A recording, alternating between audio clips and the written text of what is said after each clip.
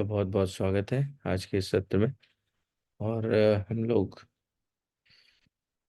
भगवद गीता के 8वें अध्याय पर चर्चा कर रहे हैं। तो ये राधा रानी, माता सीता और अखिल ब्रह्मांड नायक परमपिता परमेश्वर भगवान श्री राम की अतिशय कृपा है, जिसके कारण हम लोग यहाँ पर बैठ कर के और भगवत चर्चा कर पाते हैं। तो आप सबका बहुत बहुत हृदय से आभार कि इतनी कड़कड़ाती ठंड में, इतना कम टेम्परेचर होने के बावजूद भी इतनी दूर से कोहरे में आप आते हैं।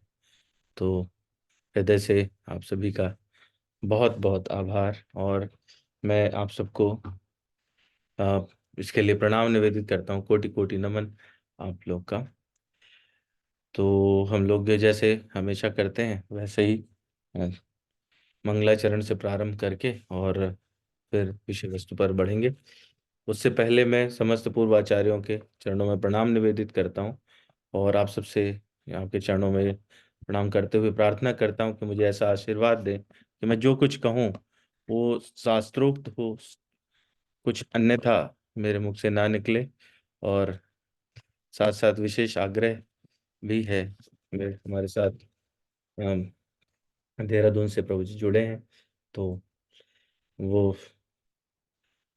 इस अध्याय के विषय में वही बात करेंगे। तो उनसे ये आग्रह है कि वो इसको करें। बस हम लोग मंगलाचरण करने के पश्चात उनकी तरफ चलेंगे।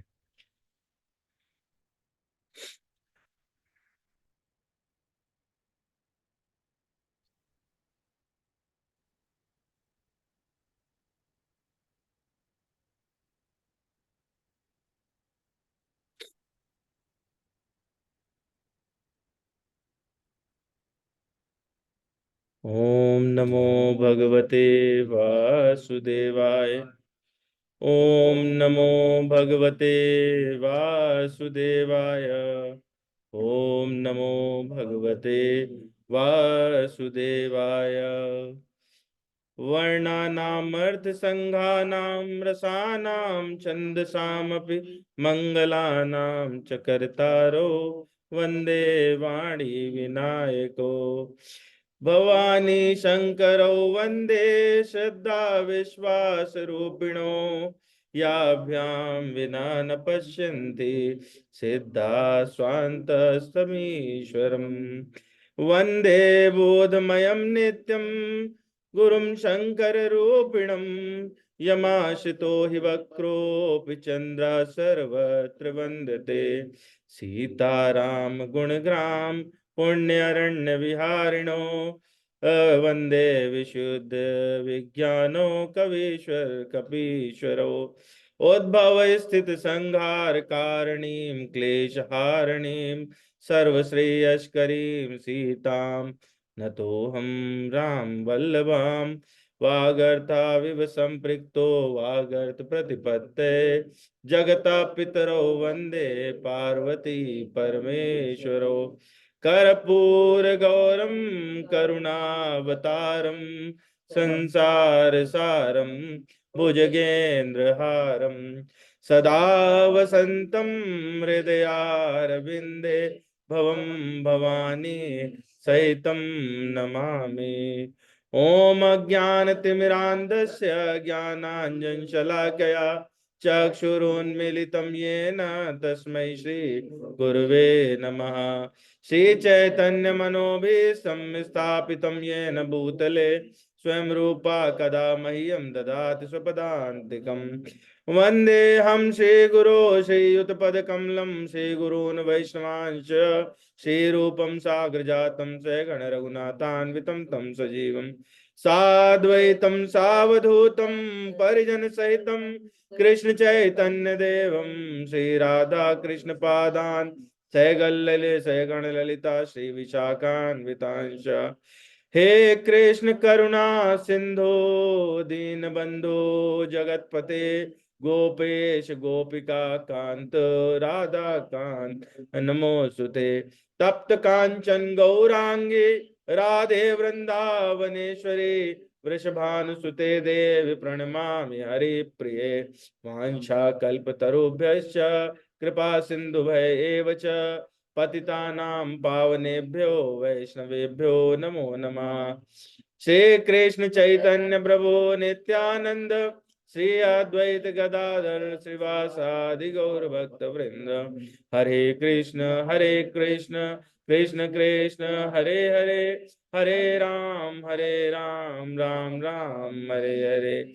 शांताकारं भुजगशयनं पद्मनाभं सुरेशं विश्वाधारं गगनसदृशं मेघवर्णं शुभांगं लक्ष्मीकान्तं कमलनयनं योगभिर्ध्यानगम्यं वन्दे विष्णुं भवभयहरं सर्वलोकैकनाथं।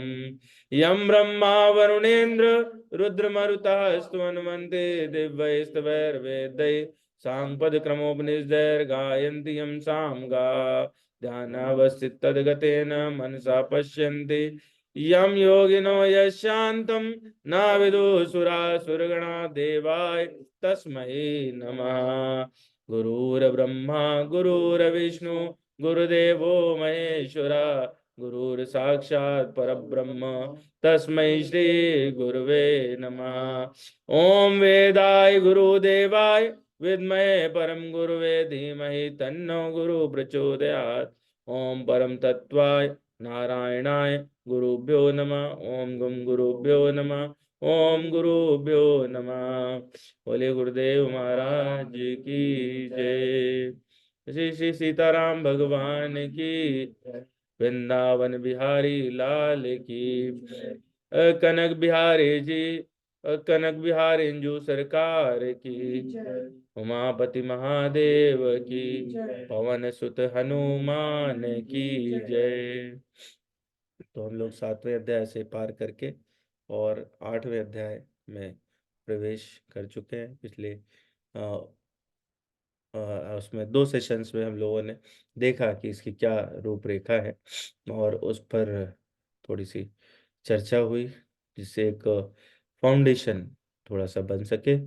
और तो आज हम प्रार्थना करेंगे कि देहरादून से हमारे साथ जुड़े हुए हैं, मैं जी से प्रार्थना करूंगा कि वो कृपा करके सब्जेक्ट को आगे बढ़ाएं, इस पर चर्चा करें। जय जय सीताराम। जय श्री सीताराम जी। आप आदरणीय त्रिपाठी जी, मेरी आवाज सुनाई आ रही है? हाँ, स्पष्ट आ रही है, स्पष्ट आ रही है। और वीडियो आ रहा है? हाँ, वीडियो भी आ रहा है। वीडियो भी आ रहा है जी। सभी के चरणों में सादर प्रणाम। आपने जैसा मुझसे आदेश और अनुरोध किया था, उसी के अनुसार मैं आज कुछ बोलने का प्रयास करूंगा। वास्तव में भगवान जो कहलवा दें, श्रीमद् भगवत गीता को विद्वत्ता के सहारे नहीं जाना जा सकता।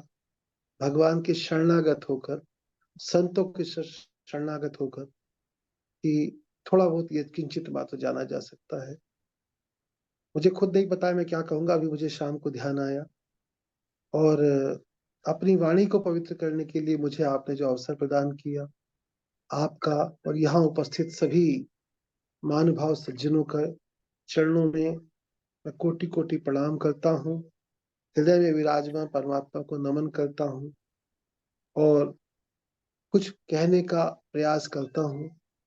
जो बालक कह तो तरी बाता, सुनहि मुदित मन पितु अरु माता। तो ये ऐसा ही प्रयास है। वास्तव में मेरे अंदर ना कोई योग्यता है, ना अनुभव है, ना विद्वत्ता है, ना अध्ययन है। जो परम श्रद्धेय स्वामी राम सुखदास जी महाराज, परम श्रद्धेय सेठ जयदयाल गोविंद जी और परम आदरणीय भाई हनुमान प्रसाद पोद्दार जी के ग्रंथों से, और जो भी कतिपय ग्रंथ जो गुरु कृपा से उनका अनुश्रवण करने का अवसर मिला, उसके आधार पर ही मैं कुछ बात कहूंगा। इसमें कोई बात सार गर्भित हो तो वो संतों की, और कोई अनुचित बात हो उसे बालक की धृष्टता समझ के आप क्षमा करें। पराकतं परबद्धं परम ब्रह्म नराकृते सौंदर्य सार सर्वस्वं नंदात्मजं तम नहीं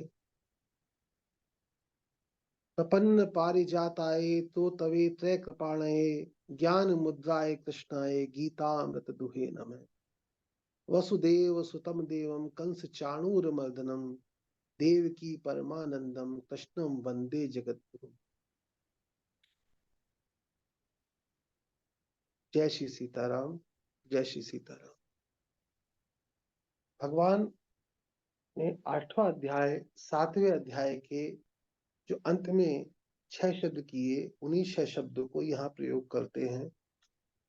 अपने समग्र रूप का जो वर्णन किया है भगवान ने, तो समग्र रूप में 6 शब्द कहे हैं: ब्रह्म, अध्यात्म, कर्म, अधिभूत, अधिदैव और अधिय।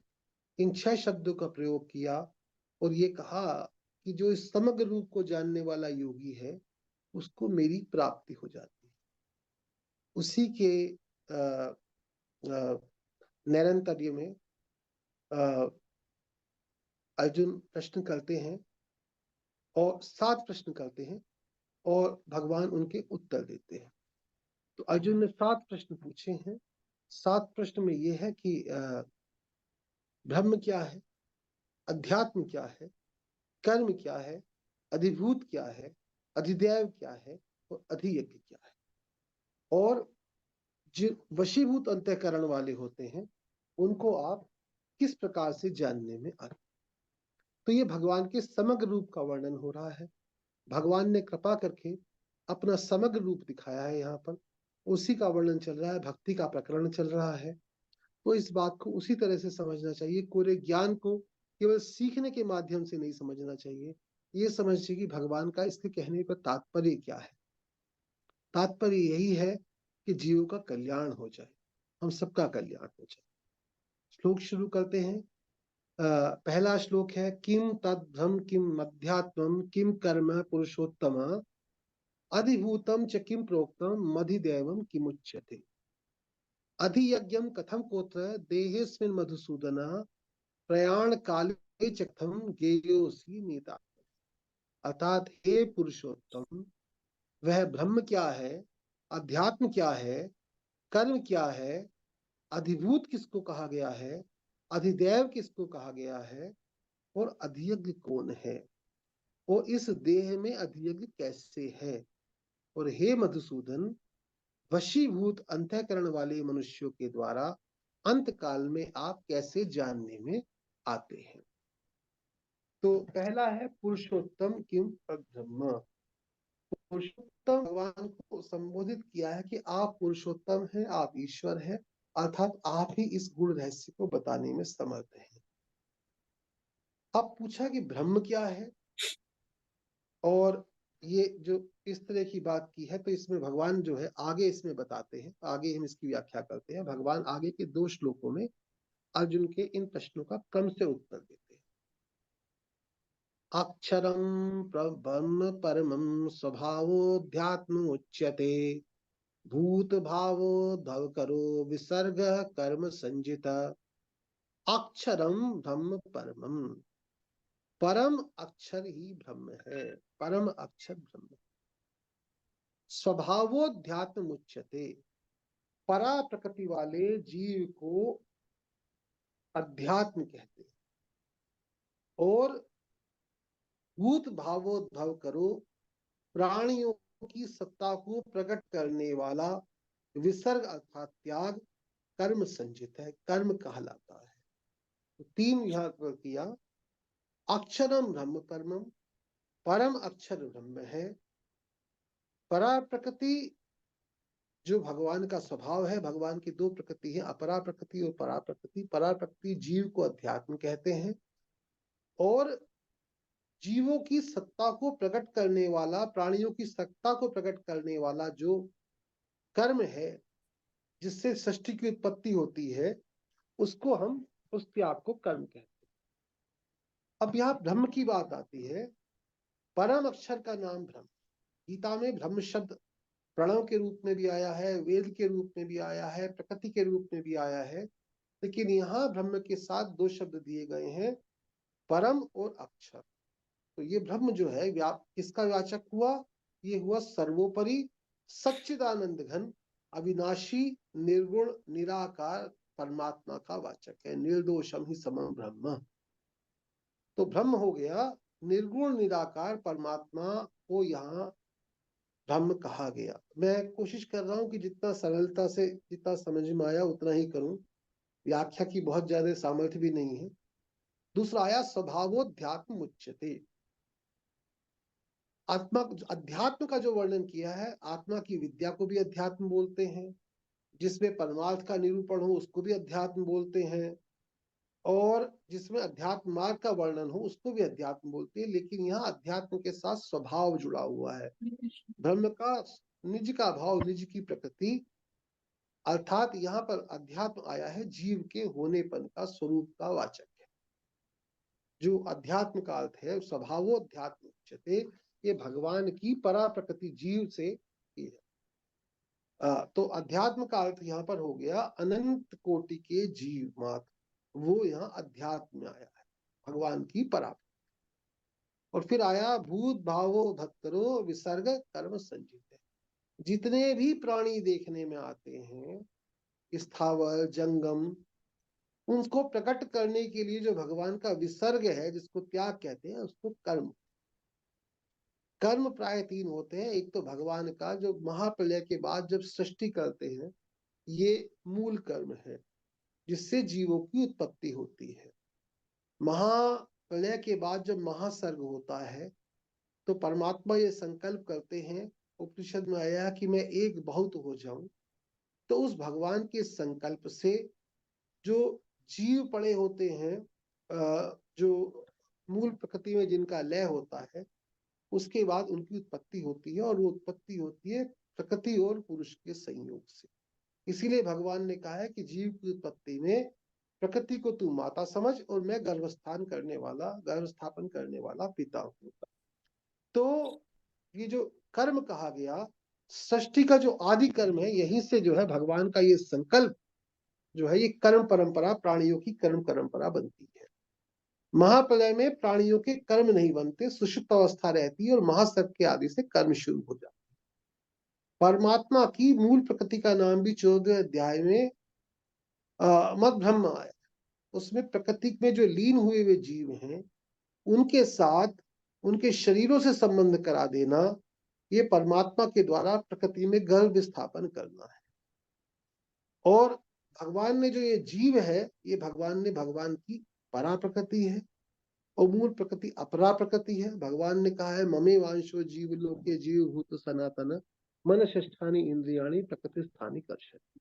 अर्थात अगर संक्षेप में कहें तो अक्षरम परम ब्रह्म निर्गुण निराकार परमात्मा का वाचक है।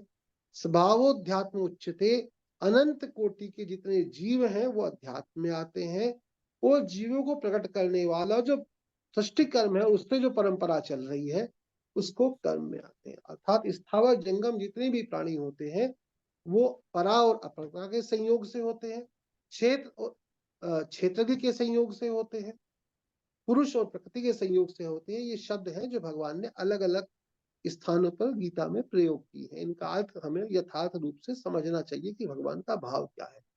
परमेश्वर पुरुषोत्तम के साथ दो है, एक क्षर एक अक्षर, एक असत एक सत। सत वो है जो त्रिकाल बाधित है, जिसका कभी नाश नहीं होता। ना सतो विद्यते भावो, ना भावो विद्यते सता। और सत का असत की कभी सत्ता नहीं। तो जो अपरा प्रकृति है ये नित्य परिवर्तनशील है। यद्यपि ये भी भगवान का ही स्वरूप है, भगवान की प्रकृति है, लेकिन नित्य परिवर्तनशील होने के कारण असत कहलाती है, और जीव जो है वो सत कहलाता है, और परमात्मा पुरुषोत्तम। 15वें अध्याय में इसका विशद वर्णन आगे आएगा। तो ये जब जीवों के जो कर्म संस्कार हैं वो महाप्रलय के समय जब परिपक्व हो गए और जब सर्ग में शुरू हुआ, तो भगवान के कर्म रूपी संकल्प से भगवान का ये कर्म कहा गया। लेकिन ये बात ध्यान रखने की है कि जब भगवान की ये प्रेरणा हुई कि मैं एक ही बहुत रूपों से हो जाऊं, तो सृष्टि की उत्पत्ति होती है। लेकिन इस संकल्प में भी भगवान अकर्म है, अकर्ता नहीं है, क्योंकि भगवान को फलस्पृहा नहीं। जो ये कहा स्वभावोध्यात्म उच्यते, स्वभाव कहिए या प्रकृति कहिए, जैसे कहते हैं ना इसकी प्रकृति ऐसी है, तो स्वभाव का मतलब प्रकृति है। ये जो परा प्रकृति है, जो चेतन कहा गया, जो जो अक्षर कहा गया, वही जो है अध्यात्म के नाम से कहा गया, जीव को अध्यात्म के नाम से कहा गया, जिसको आगे ममे वांशु जीव लोग। दूसरी बात स्वभावोध्यात्म उच्चते का ये भी अर्थ है कि जैसे बालक, जवानी, बुढ़ापा, जागत, सुषुप्त में हम सबका अभाव नहीं होता, ऐसे ही जीव का महाप्रलय और महासर्ग में भी अभाव नहीं होता, ना भावो विद्यते सतः। इसलिए जीव की सत्ता नित्य निरंतर है। प्रकृति और पुरुष दोनों को ही तू अनादि जान, भगवान आगे ऐसा कहेंगे, क्योंकि ये भगवान की ही दो प्रकृति है, परा प्रकृति और अपरा। और सृष्टि रूप कर्म को त्याग, विसर्ग क्यों कहा गया? क्योंकि अपनी स्थिरता का त्याग है, क्योंकि जो तत्व है परमात्म तत्व, वो स्थिर और अचल है। उसमें स्थिरता का त्याग होकर जब गति होती है, तो भगवान की सृष्टि रचना रूप कर्म होती है, जिससे कर्म परंपरा चली। कर्म के अर्थात तीन तरह के बात आती है। तो सृष्टि की रचना कर्म है, दूसरी जो क्रिया मार्ग है जिसको सहज कर्म बोलते हैं, जो फल जनक नहीं होती, और तीसरा वो है जो शुभाशुभ कर्म, जिसको हम विशुद्ध कर्म, विहित कर्म और निषिद्ध कर्म बोलते हैं, जो उस तरह से। और फिर कर्मों को हम फला दृष्टि से जो है क्रियमाण कर्म, सर्वचित कर्म और प्रारब्ध कर्म बोलते हैं। लेकिन यहाँ जो कर्म का अर्थ है वो सृष्टि की रचना, सृष्टि की क्रिया है, और जितनी भी सृष्टि करने की क्रिया है वो सब कर्म में आती है। ये भगवान का निर्गुण निराकार स्वरूप का यहाँ पर वर्णन किया। अक्षरम ब्रह्म, ब्रह्म के रूप में परमात्मा, स्वभावोध्यात्म अध्यात्म के रूप में जीव, और जीवों की उत्पत्ति करने वाला जो कर्म है उसको विसर्ग कहा। फिर अगले श्लोक में कहते हैं अधिभूतम क्षरो भाव पुरुषश्चाधिदैवतम अधियज्ञो में मात्र देहे देह व्रता। देहे देह व्रता अर्थात हे देहधारियों में श्रेष्ठ अर्जुन, इसलिए कहा कि ताकि तुम थोड़े ने सब कहूं बुझाई, सुनो तात नहमति चितलाई।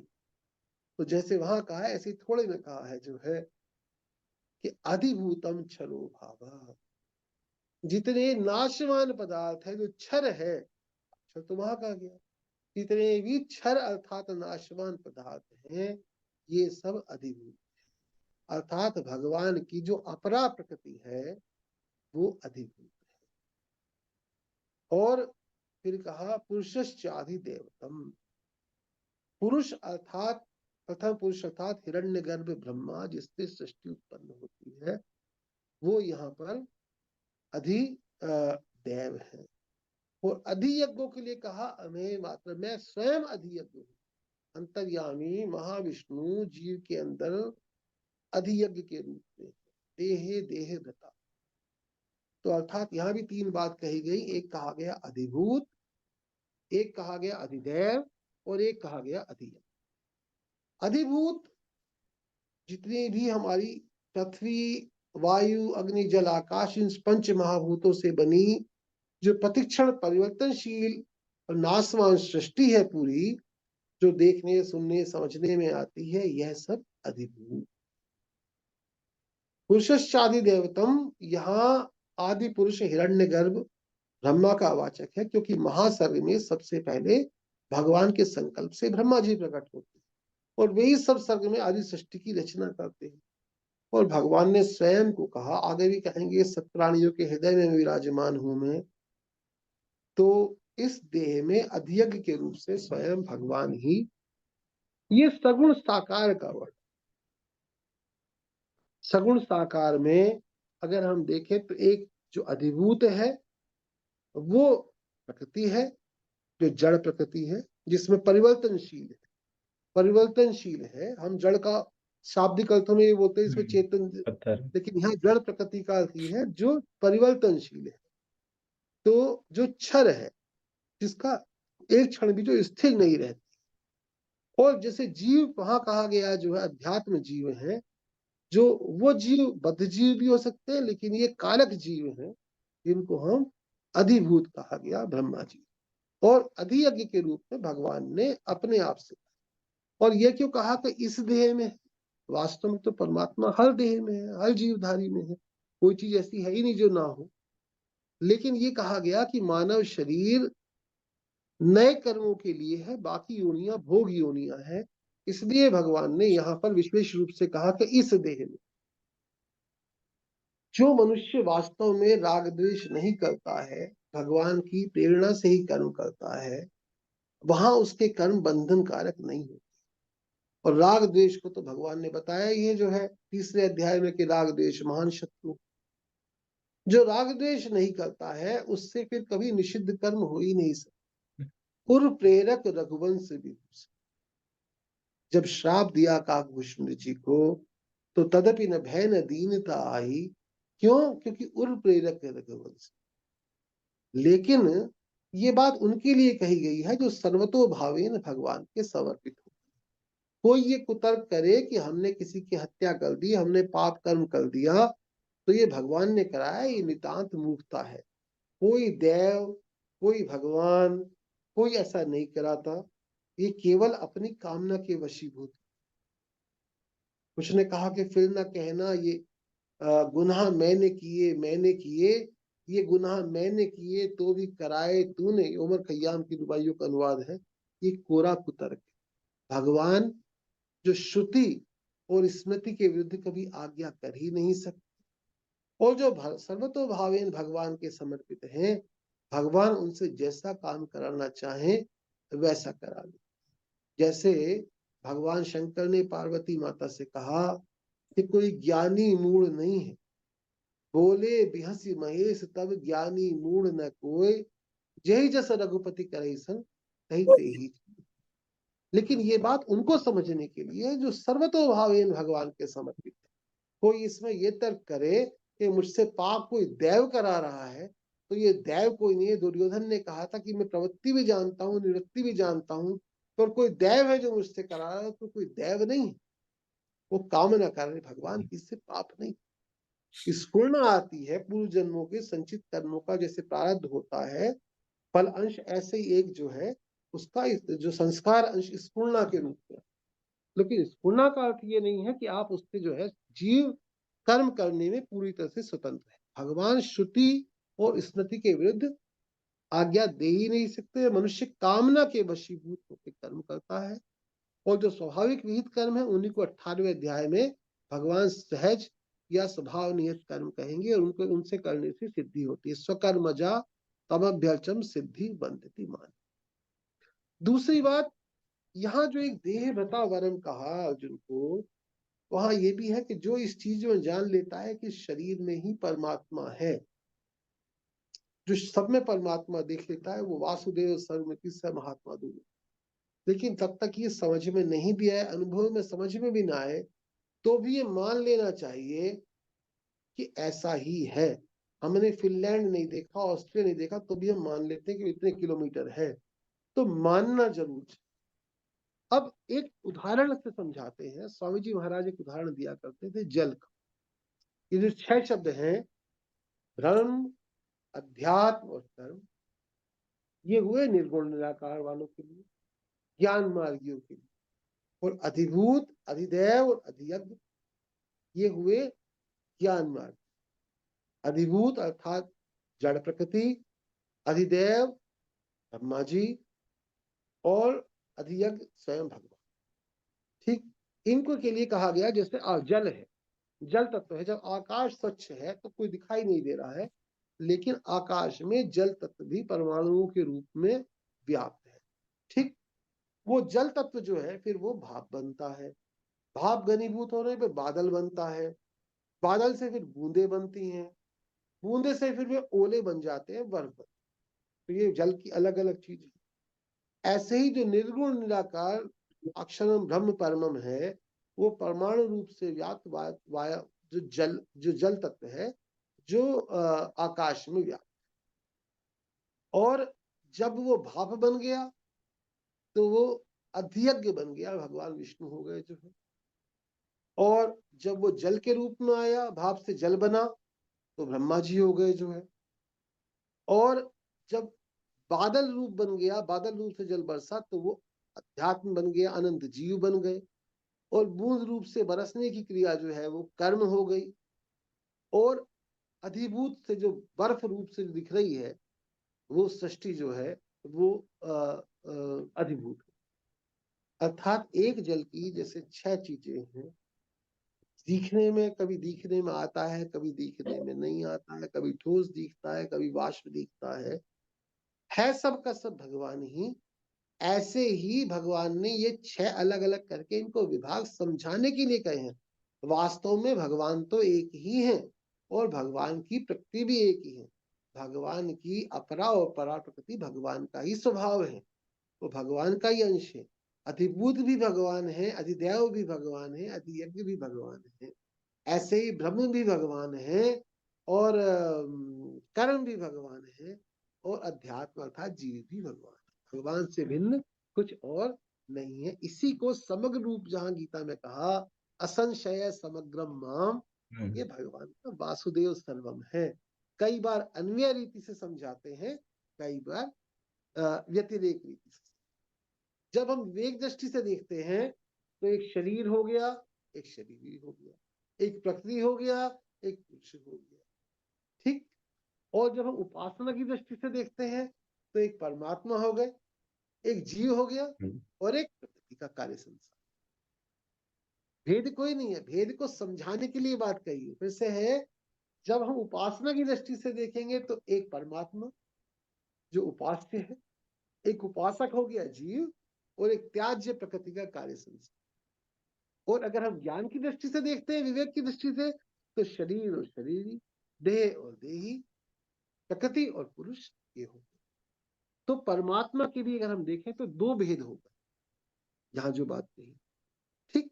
परमात्मा के 2 भेद क्या है? एक ब्रह्म कहा गया जो निर्गुण निराकार है, दूसरा कहा गया अधियज्ञ, भगवान अंतर्यामी महाविष्णु। तो अधियज्ञ सगुण ईश्वर है, और जो ब्रह्म है वो निर्गुण निराकार।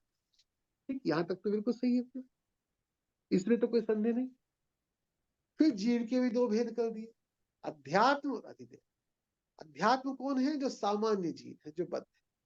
और अधिदैव कौन है? हिरण्यगर्भ ब्रह्मा, जो मुक्त जीव। और संसार के भी 2 भेद कर दिए गए। एक तो कर्म, विसर्ग कर्म संजित है, जो जीवों को उत्पन्न करने वाला जो भगवान का कर्म है, भगवान का संकल्प हो। और दूसरा कहा गया अधिभूत, जो त्रिगुणात्मक का सृष्टि है, भगवान की जो अपरा प्रकृति है, पृथ्वी वायु अग्नि जल आकाश से जो देखने सुनने में आती है, जिसको जिसको असत भी कहा गया है जो सुंदर है सदा, नहीं सो सुंदर नाही, नहीं सो प्रगट दिखिए, है सो दी। तो ब्रह्म, अध्यात्म, कर्म, अधिभूत, अधिदैव, भगवान के निर्गुण, भगवान निर्गुण निराकार हो गए ब्रह्म, सगुण साकार हो गए यज्ञ, बद्ध जीव हो गए अध्यात्म, और ब्रह्मा जी मुक्त जीव हो गए अधिदैव। और सृष्टि का कर्म और बाकी कर्म जो जो परंपरा चली वो हुई विसर्ग कर्म संजिता। और जो पूरी सृष्टि दिखाई दे रही है, स्थूल सृष्टि, वो हो गई अधि। तो परमात्मा हर जगह व्याप्त है, कोई चीज ऐसी है नहीं जिसमें परमात्मा ना हो। परमात्मा सब जगह व्याप्त है। भगवान ने कहा भोक्ताराम यज्ञ तपसा सर्वलोक महेश्वरम। अब भगवान ने अलग अलग चीज आई है इसमें। अब ये समझना चाहिए कि जो संसार में रचे पचे लोग हैं, जिनको ये है कि संसार से मुझे सदा रहने वाली शांति मिले, सदा रहने वाला सुख मिले, और अशांति और क्लेश का लेश भी ना हो, ऐसा विचार कर लेते हैं। स्वामी जी महाराज इनको साधक कहा, जिन मुमुक्षत्व आया। और जो संसार के भोग और ऐश्वर्य भोगेश्वर प्रसक्ता नाम मैया पहत चेतसाम, वो सब संसारी होते हैं, वो जन्म मरण के चक्कर में पड़े रहते हैं, उससे छूटना भी नहीं।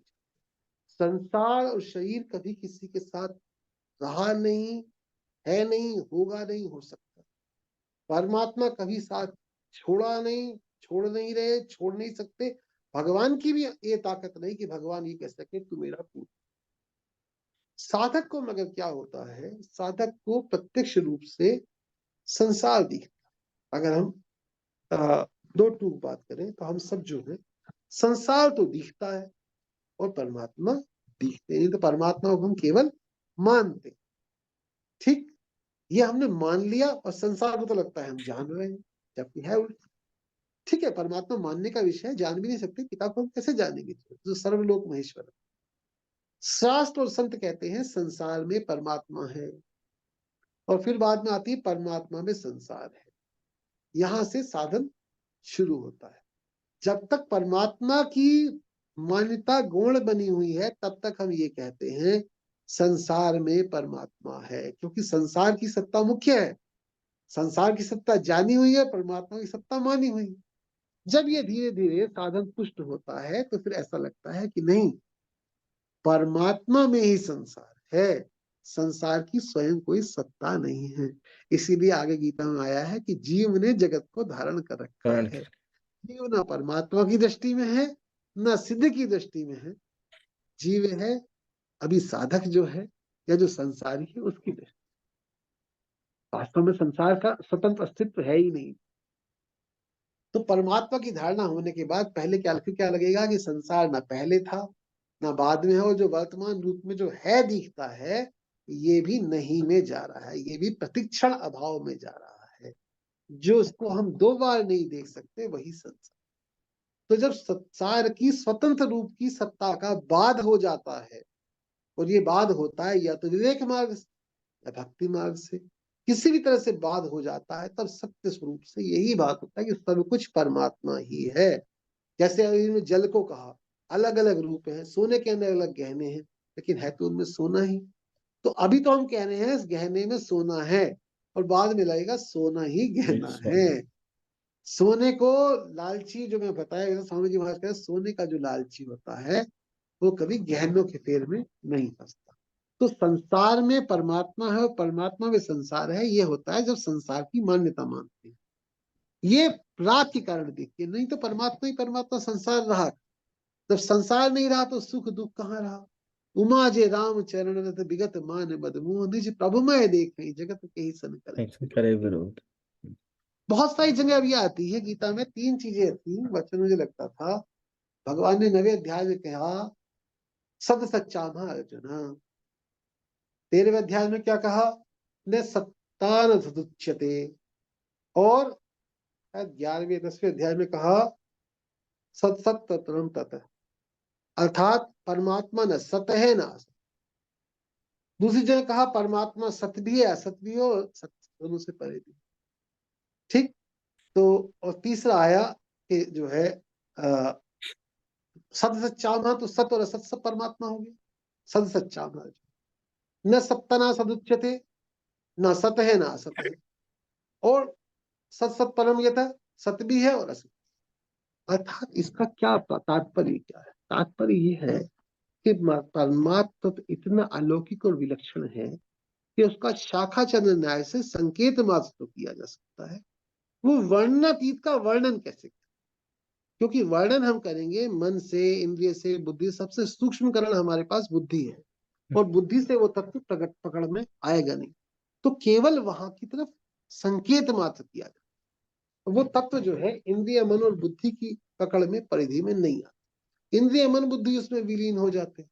वास्तव में तो इस चीज को कोई तत्व को हम प्राप्त तो कर सकते उसको, लेकिन हम जान ले, पूरा कब्जे में कर लिए।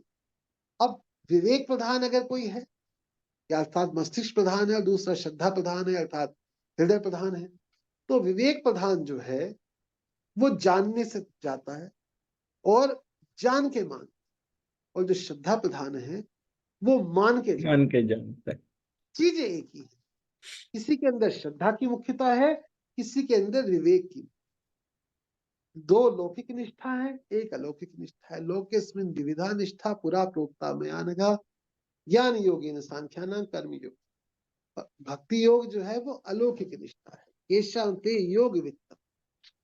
लेकिन साधन चाहे विवेक प्रधान हो चाहे श्रद्धा प्रधान हो, साधक की अपनी रुचि, श्रद्धा, विश्वास और योग्यता की प्रधान है। जो विवेक प्रधान साधन है वो निर्गुण निराकार की तरफ रुचि होगी, उसमें निर्गुण रूप सुलभ अति सगुण जान।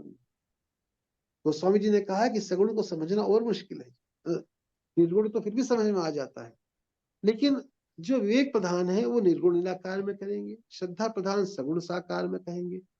जो निर्गुण निराकार को पसंद कर रहा है वो उसको कहेगा कि परमात्मा सत्य है ना सत्य। जो सगुण साकार को कहेगा वो कहेगा परमात्मा सत्य भी है, ऐसा सत सच्चा है। और जो निर्गुण निराकार वो कहेगा ना सत्य है न सत्ता न सदुच्च। तो चिन्मय तत्व तो जो का तो रहा, ये हमारे वर्णन करने के भेद से ये वर्णन। और जिस समय जो है किसी भी मार्ग से जाए, परमात्मा से जब संबंध जोड़ लिया, मैं भगवान का हूं, भगवान। देखो, या तो अपने स्वभाव को शुद्ध कर लें या अपने स्वभाव को बदल लें, ठीक है। ज्ञान योग, कर्म योग, भक्ति योग, फिर तीनों में आ जाएगी बात वही। हम पहले भी बात कर चुके हैं इस चीज की। जो है बात कैसे भी हो, अपने को या तो सेवा में चले जाएं, जो कर्मयोग का प्रापणिक तत्व है, या त्याग में चले जाएं, जो ज्ञान योग का प्रापणीय तत्व है, या प्रेम में चले जाएं। तीनों से मिलेगा। जो विवेक प्रधान साधन, श्रद्धा प्रधान साधन भगवान के सन्मुख हो गया, और सन्मुख होने से क्या हुआ कि वो जड़ता से विमुक्त, ठीक। और जो विवेक प्रधान साधन है, वो विवेक प्रधान साधन जो परम अक्षर ब्रह्म है उसमें स्थित होकर अखंड आनंद देता। अब ये बात हम जैसे तो अधिकारी नहीं है, पर संतों के मुंह से सुनी है हमने कि ज्ञान में तो अखंड आनंद है और प्रेम में प्रतिक्षण वर्धमान। परीक्षण वर्धमान। नहीं बिलो कहीं अति अनुरागा, बरबस ब्रह्म सुख ही मन। जो जनक जी, जिनके पास सुखदेव जी भी उपदेश लेने आते हैं, जब उन्होंने देखा भगवान को, तो सरकार को देख के कहते हैं कि इनको देख के मन में ऐसा अनुराग हो रहा है कि बरबस ब्रह्म सुख ही मन त्याग। अभी आप ये बात कहे थे, भगवान ने जो है भक्ति को ऊपर और नीचे डब्बे में करके रखा है, बीच के छेद में। अभी आप कह रहे थे, जो जोग भोग में राखे गोई, वही राम हम बिलोके तो प्रगट है उस सोई। बंदो प्रथम जनक के चरना, नहीं ना, सॉरी, परिजन पर परिजन बंदो सहित परिजन सहित विदेहो हूँ, जाहि राम पद गूढ़ सने। गूढ़ सने हो। जोग भोग में राखो गोई, राम बिलोकत बिलोके तो प्रगट। प्रगट है उस सोई। तो वास्तव में जो निर्गुण निराकार वाले भी हैं, भगवान उनको भी सगुण साकार में कर लेते हैं। जो मधुसूदन पाल सरस्वती जी हैं, उन्होंने आखिर में क्या किया, वंशी विभूषित करा नवनी रदाभा, पूर्णेन्दु सुंदर मुखा दरविंद नेत्रा, तृष्णात् परम किमपि तत्त्वमहम्। तो भगवान का ऐसा ही है। इसलिए भगवान ने यहाँ पर जो है, ज्ञान में ब्रह्म के साथ एकता होती। स्वामी जी महाराज की एक लाइन मुझे याद आ गई, ज्ञान में ब्रह्म के साथ एकता हुई और प्रेम में भगवान के साथ अभिन्नता हुई। भिन्नता। बात तो एक ही हुई, बात तो एक ही हुई, लेकिन जैसे आप चाहें। और दूसरी बात क्या है कि ब्रह्म जो है सगुण साकार की मुख्यता है। एक बात इसमें यह भी ध्यान आती है कि सगुण में निर्गुण निराकार आ जाता है, निर्गुण निराकार में सगुण। भगवान का जो समग्र रूप है उसमें तीन तरह की जो अवधारणाएं हैं। एक है निर्गुण निराकार ब्रह्म, एक हुआ सगुण निराकार ईश्वर, तो एक हुआ सगुण साकार भगवान। काल तुम अकर तुम अन्यथा कर। जितने भी धर्म है या प्राय जो साधन होता है वो सगुण निराकार से जाना तो भी देखा तो है नहीं, गुण सब सुने हैं। सगुण निराकार से। श्रवण सुजग तुम आया हूँ प्रभु भंजन वीर, त्राहि त्राहि त्राहि आरती हर है। तरंग कबीर। तो भगवान का, और जो सुखदेव सरीखे ज्ञानी होते हैं जिनके निर्गुण निराकार में पहले ही वृत्ति है, वो सगुण साकार के ऐसे गुण हैं कि उनकी तरफ आकर्षित। वरहा पीडम नटवर कर्णियो कर्णिकारम, तो भगवान के रूप का हुआ। और कम वादे आरु शरण वजय में जब पूतना को ऐसी वृत्ति दी तो भगवान के स्वभाव का वर्णन हुआ, तो सगुण साकार की तरफ वृत्ति हो जाती। निर्गुण ज्ञानी को प्रेम के लिए पागल होते देखा है, किसी प्रेमी को ज्ञान के लिए इसलिए पागल नहीं क्योंकि जो है भगवान वो ददामी बुद्धि योग, भगवान अपने आप दे देते हैं। तो एक मार्जनी बंदर वाला रास्ता है, एक बिल्ली वाला रास्ता है। जो ज्ञानी है वो बंदर का बच्चा है, जब माँ कूद रही है तो बच्चे की जिम्मेदारी है चिपटना जो है, और जो भक्त है वो बिल्ली का बच्चा है। करहु सदा तिनके रखवारी, जिन बालकन राख मैं। मोरे प्रोढ़ तने सुत ज्ञानी, बालक सुत समदास। करहु सदा तिनके रखवारी, जिन बालकन राख महतारी। कभी कोई कष्ट भी आता है, बिल्ली अपने बच्चे को मुंह में दबा के कूदती है, लगता तो दब जाएगा, लेकिन नहीं। जदपि प्रथम दुख पावई, रोवई बाल अधीर। व्याधि नाश हित जननी, गनई न सो शिशु पी। जही तन शिशुगण होई गुसाई, मात चिराव कठिन की। तो भगवान का ऐसा स्वभाव है, लेकिन दोनों पहुंचेंगे।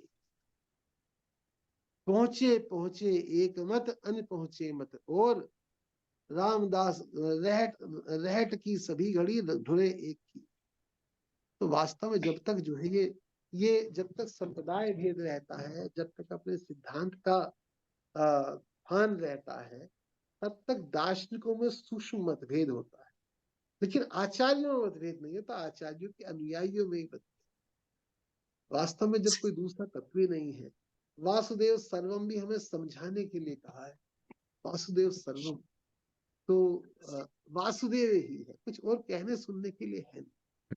भगवान ने 7वें 8वें जो अध्याय हैं, इनमें अपना जिस तरह से खोल के वर्णन किया है, उसके बाद भी अगर भगवान में न लगे तो क्या कहें। जो उमा राम स्वभाव जेहि जाना, आसु भजन तजी भावना। बिल्कुल। तो भजन क्या है?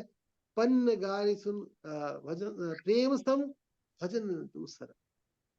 भगवान में प्रियता हो जाना ही भजन। कहते ना, ये तो स्त्री जो है, जार स्त्री भजती है पर पुरुष भजती है क्या? उससे प्रियता होती है, उसका कीर्तन थोड़ा ही करती। तो ये प्रियता है, और ये प्रियता बढ़े कैसे?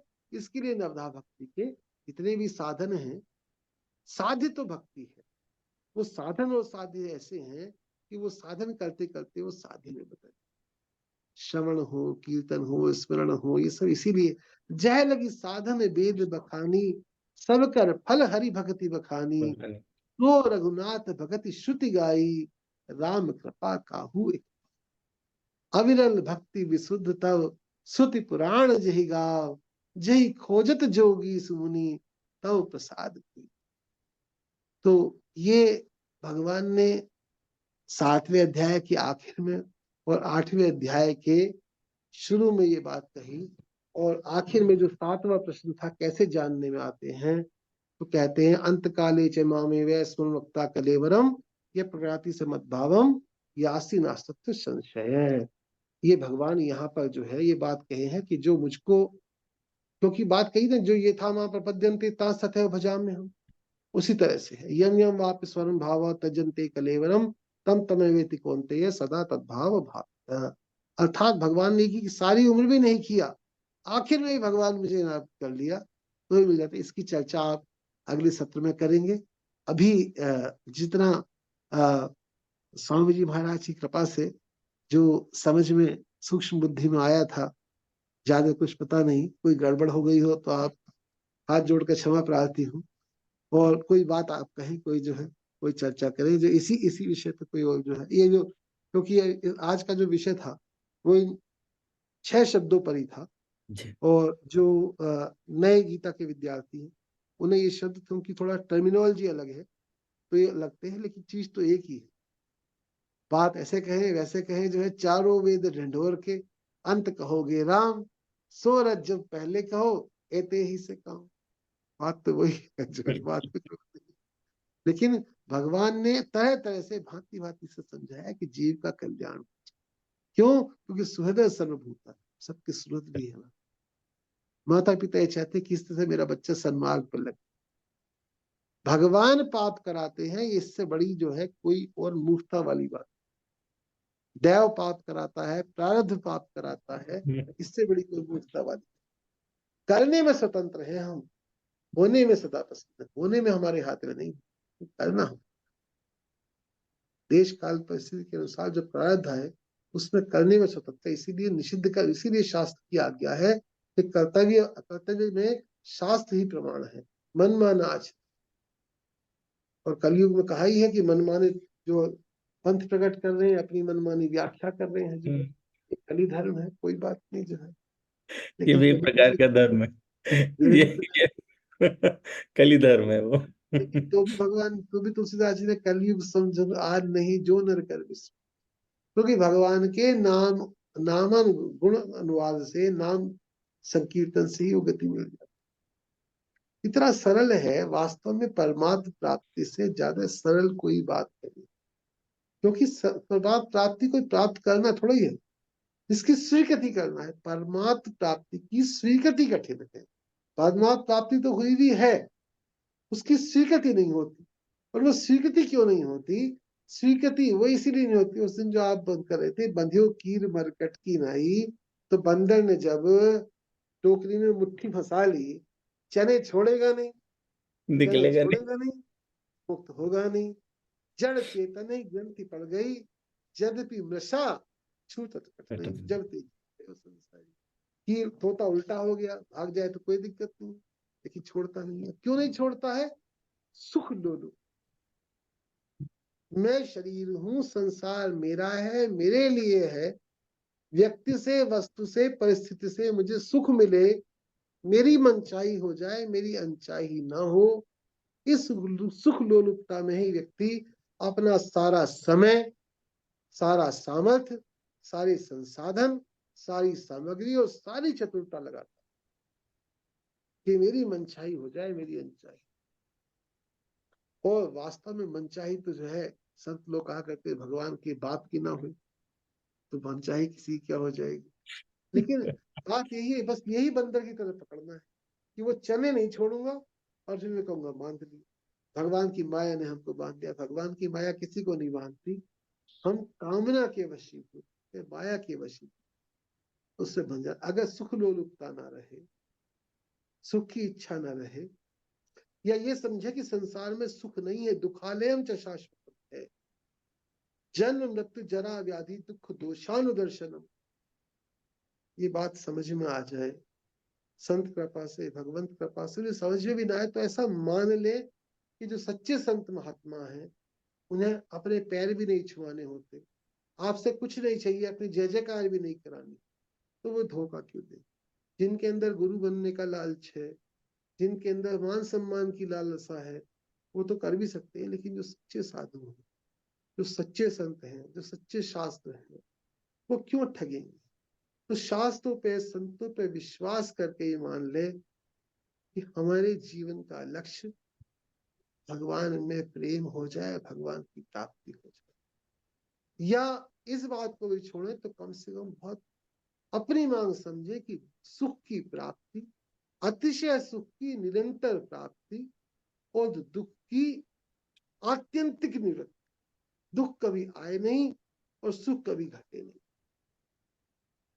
वो कहते हैं ना कि जो है, प्यास भी नहीं बुझे, जल भी नहीं घटे, और जो है वो भूख भी न मिटे जो है। तो वो वास्तव में जो है वो भगवान की कृपा से ही होता है। लेकिन कम से कम ये समझे कि ये मानव जीवन का चरम उत्कर्ष फल है कि हम इस अनुकूलता प्रतिकूलता से ऊपर उठ जाए, इस सुख दुख से ऊपर उठ जाए, इस मनचाही अनचाही से ऊपर उठ जाए। और इसी को उठने के लिए तीन तरीके बताए: ज्ञान, भक्ति, कर्म। और कुछ भी नहीं तो नहीं केली कर्म न भक्ति विवेकु, तो राम नाम अमृत। कुछ ना करे, राम राम राम राम, सीता राम सीता, जिसमें भी आपकी रुचि हो। चैतन्य महाप्रभु कहते हैं भगवान ने सभी नामों में अपनी शक्ति रखी। नाम कर ले, नाम जब कर ले, आगे से कुछ समझ में ना आए, प्रारंभिक साधन भी है और अंतिम साधन। तुम पुनि नाम राम दिन राति, सादर जपहु अनंग। अनाथ। लेकिन क्या है कि संसार में जो सुख लोलुपता है व्यवहार संसार से। एक बड़ी मार्मिक बात कहा करते थे कृपा शंकर रामायणी जी। वो ये कहते थे कि देखो ठाकुर जो है उनको तो प्यार पसंद है और संसार को व्यवहार पसंद। आप किससे कहें कि तुम हमारे बड़े मित्र हो, हम तुम्हें बड़ा चाहते हैं, हम तो बड़ा चाहते हैं, और उससे आप भूखा है खाने को मत पूछो। आप जो है वो आया, आप हम आपसे बड़ी प्रसन्नता हुई, तो क्या फिर प्रसन्नता हुई कुछ तो सही व्यवहार तो करो। और भगवान कहते हैं पत्र पुष्प दे दो। पत्र पुष्प का अर्थ है कुछ भी ना दो, मानसिकी कर दो। भगवान भावग्राही जनार्दन। तो भगवान को तो प्यार चाहिए और संसार को व्यवहार चाहिए। संसार में कुटुंबियों को अनुकूलता चाहिए, समाज को आपसे अनुकूलता चाहिए। तो भगवान से तो हम करते हैं व्यवहार। आज माला करनी है, आज इतना स्तोत्र करना है, अब पाठ हो गया, छुट्टी हो गई, भागो जो स्कूल से भागते हैं। भगवान को याद करना पड़ता है, संसार याद होता उल्टा चाहिए। संसार को याद करना पड़े, भगवान याद आए, और ये भगवान की कृपा से हुआ, ये उद्योग से। कब हो यह रहने रहोगे, श्री रघुवीर कृपालु कृपाते संत प्रभाव कहो। ये तो जथा लाभ संतोष सदा काहू से कछ न चहो। तो ये भगवान की कृपा से आता है। यह गुण साधन ते नहीं हुई, तुम्हारी कृपा पाव कोई कोई। पर एक बड़ी मार्मिक बात स्वामी जी महाराज कहा करते थे कि भगवान से कोई रोले धोले दुनिया भर के आंसू बहा। सांसारिक मनोकामना पूरी हो भी सकती है, नहीं भी हो सकती, बीच में भी हो सकती। लेकिन अगर कोई भगवान के लिए रोए तो भगवान सह नहीं सकता। अगर कोई भगवान के लिए रोए, जैसे कोई बच्चा माँ के लिए रोए, तो घर के सारे कुटुंबी कहेंगे कि बहुत सारे काम छोड़ बच्चे को मुन्ने गोद में। और बच्चा कहने लगा कि मुझे तो आग से खेलना, चक्कू से खेलना, तो माँ नहीं देगी और थप्पड़ भी लगा सकती है जो। और हमें तो पता नहीं चक्कू हमारे लिए क्या है, फल क्या है, हम तो अपनी जिद करते हैं, तो भगवान उसको नहीं देते जो है ना। और हम तो नारद जी की तरह ये भी नहीं कहते कि जय भी तो वही नाथ हित हाँ मोरा, ठीक तुम हो रहा है। करो बिल्कुल। उसको बेग दास में तोरा। महाराज जी कई प्रसंग आते हैं, सीम की श्राप सकऊ को तासु बड़ रखवार बस बिल्कुल। मोरे हित हरि सम नहीं कोई। व्याख्या नहीं कर रहा हूँ, मोरे हित हरि सम नहीं कोई, यही अवसर सहाय। और क्या क्या जय विद होई नाथ हित मोरा, करहु सुबेगी दास। और जय विद होई परम हित नारद सुनो तुम्हार, सो हम करब न आन कछु बचन नमसा हमार। कुपथ मांग रुज व्याकुल रोगी वैद्य नती सुनत। तो मार्मिक बात यह है कि भगवान की अभिलाषा करे, और भगवान से केवल भगवान की अभिलाषा करे, तो भगवान कभी बिना है नहीं।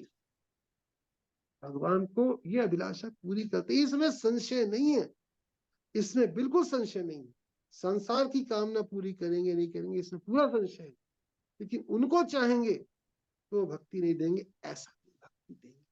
भक्ति देने के लिए तो भगवान ने जो है आचार्य तत्व लिया, शंकर भगवान, हनुमान जी, है ना, श्री जी। क्यों नहीं भक्ति मिलेगी? भक्ति की अभिलाषा तो करें। हाँ, भक्ति को जो है मिश्रता भक्ति, भगवान ही चाहिए। तुझको मांगू मैं तुझी से कि तू ही मिल जाए, जय। सो सवालों से यही एक सवाल अच्छा है। और ये मांगा भी ना जाए तो कम से कम ये तो पता हो कि भाई ये मांगने की वस्तु ये है। अगर मांगे ही तो ये जी जाचक जाचकता जल जाए, जिसको मांगने से मांगने की प्रवृत्ति खत्म हो जाए। क्योंकि कुछ दरकार, जब भगवान मिल गए तो कोई दरकार नहीं रही। पूर्ण काम आत्म काम हो गए, कर्तव्य हो गए, ज्ञात ज्ञातव्य हो गए, प्राप्त प्राप्तव्य हो गए। तो ऐसी अवस्था किसी की हो जाए तो कितना सुखी है। तो कम से कम मन में ये समझना चाहिए कि मानव जीव का चरमोत्कृष्ट लक्ष्य ये है। और उससे आप ज्ञान से जाए, भक्ति से जाए, कर्म से जाए, कोई गुण नहीं। जो जैन और बुद्ध संप्रदाय वाले हैं वो भी भक्ति को ना भी माने तो ज्ञान से, असंगता से जो है वो मुक्त हो जाते हैं। हाँ, प्रेम प्रतिक्षण वर्धमान प्रेम एक अलग चीज हो गई, तो पंचम पुरुषार्थ है। भरत जी से सरीखे भी वही चाहते हैं, धर्म न अर्थ न काम रुचि गति न छहु निर्वाण, जन्म जन्म रति राम पद यह वरदान ना। और उसके बाद भी क्या कहते हैं, अपने उनसे नहीं चाहते, सीता राम चरण रति मोरे, अनुदिन बढ़ाओ बड़े अनुग्रह तोरे। अनुग्रह तोरे। तो त्रिपाठी जी जो मुंह में आया, ये इनके इन प्रकार ऐसे ही प्रलाप कर लिया। आपको अगर थोड़ा सा भी हर्ष हुआ तो मैं अपने को धन्य समझूंगा, क्योंकि आपको अगर परितोष हुआ तो उसका कारण क्या, मेरा अपना स्वार्थ है। बाबा जी ने कहा है मंगल मूल विप्र परितोष। तो अगर आपको परितोष हुआ तो हमारा मंगल हो जाएगा, हम तो इसी स्वार्थ के साथ बक कर रहे हैं। मैं तो क्या कहूँ, कृतकृत्य हूँ। मैंने सोचा कि ये इतना गंभीर सब्जेक्ट है, और ये जो 6 शब्द, 7 बातें भगवान ने पिछले अध्याय में छोड़ी थी, हाँ उन्हीं हाँ 7 को आके भगवान ने फिर यहाँ पे पूर्ण किया। जी। तो मुझे लगा कि मैं अधिकारी नहीं हूं कि इस पे कोई बात करूं। इसमें तो मुझे किसी उच्च अधिकारी को बुलाना नहीं होगा। नहीं, ऐसा ऐसा तो ऐसा इसलिए नहीं। ऐसा जो इसलिए भी कहा वो सब, जो कुछ संतन से सुनी तुम्हें सुना। जी। मैंने तो जो स्वामी जी महाराज में जो है, जो कुछ सीखा है, इसमें सब कुछ स्वामी जी महाराज का ही है। जो जी, गड़बड़ मैंने करी वो मैंने करी है, नहीं तो सारे भाव स्वामी जी महाराज के। आपने तो बहुत इतना सुंदर और पृथक करके कि निर्गुण निराकार और सगुण साकार और में उसको भी समझ, समझाते हुए। वो भी समग्र, उसका भी, उसके बाद भी उसको समग्र, समग्रता। असल में समग्रता जो है वो मैं पढ़ रहा था, तो एक जगह वर्णन आया कि पूर्णता तभी होगी जब उसमें अपूर्णता का भी स्थान रहे। हाँ बिल्कुल बिल्कुल बिल्कुल बिल्कुल। पूर्णता तभी होगी जब उसमें अपूर्णता अपूर्ण। अपूर्णता होती है, बिल्कुल बिल्कुल। आप देखिए सगुण में निर्गुण आ जाता है, निर्गुण में सगुण नहीं आता। पूर्णता में अपूर्णता आती है, अपूर्णता में पूर्णता। पूर्णता नहीं आती।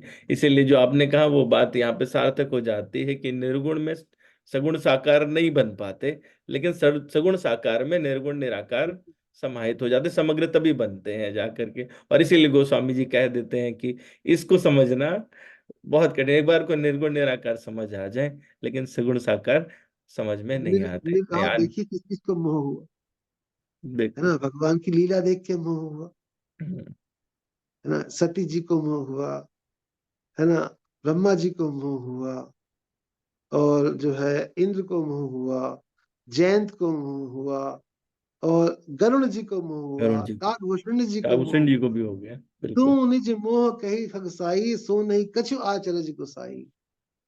है ना। तो ये तो वास्तव में इसमें जो है, ये मोह ऐसी चीज है, मोह सकन व्याधि कर। बिल्कुल। वास्तव हाँ, में तो ये बड़ा सरल था। इसमें कोई इसको हम आमतौर पर अगर विद्वत्ता की दृष्टि से देखें इसको, जी। तो इसमें बड़ी लंबी चौड़ी व्याख्या है। बट मुझे ये बड़ा सरल सी व्याख्या लगी थी जो है, तो स्वामी जी महाराज से सबसे पहले सुना था। तो उनका ये शैली थी कि गीता के जो गूढ़ से गूढ़ रहस्य हैं, उनको बड़ी सरल भाषा में प्रकट कर, क्योंकि उनका उद्देश्य ये था कि साधक का कल्याण कैसे हो। हम्म। विद्वत्ता परक अर्थ तो इसको करने के लिए फिर बहुत बहुत अर्थ किए जा सकते हैं। उनमें तो मैं बेसिकली गया भी नहीं, और पहले पढ़ा करता था, पहले थी मेरे दिमाग में ऐसी कि विचित्र से विचित्र अर्थ देखे, विलक्षण अर्थ देखे, लेकिन बाद में वो सब शांत हो गई भगवान की कृपा से। खैर, मतलब बात तो आपने पहले भी ये बात कही कि जो भक्त रहते भगवान उन पर इतनी अनुग्रह स्वयं कर देते हैं कि ज्ञान स्वतः प्रकाशित हो जाता है।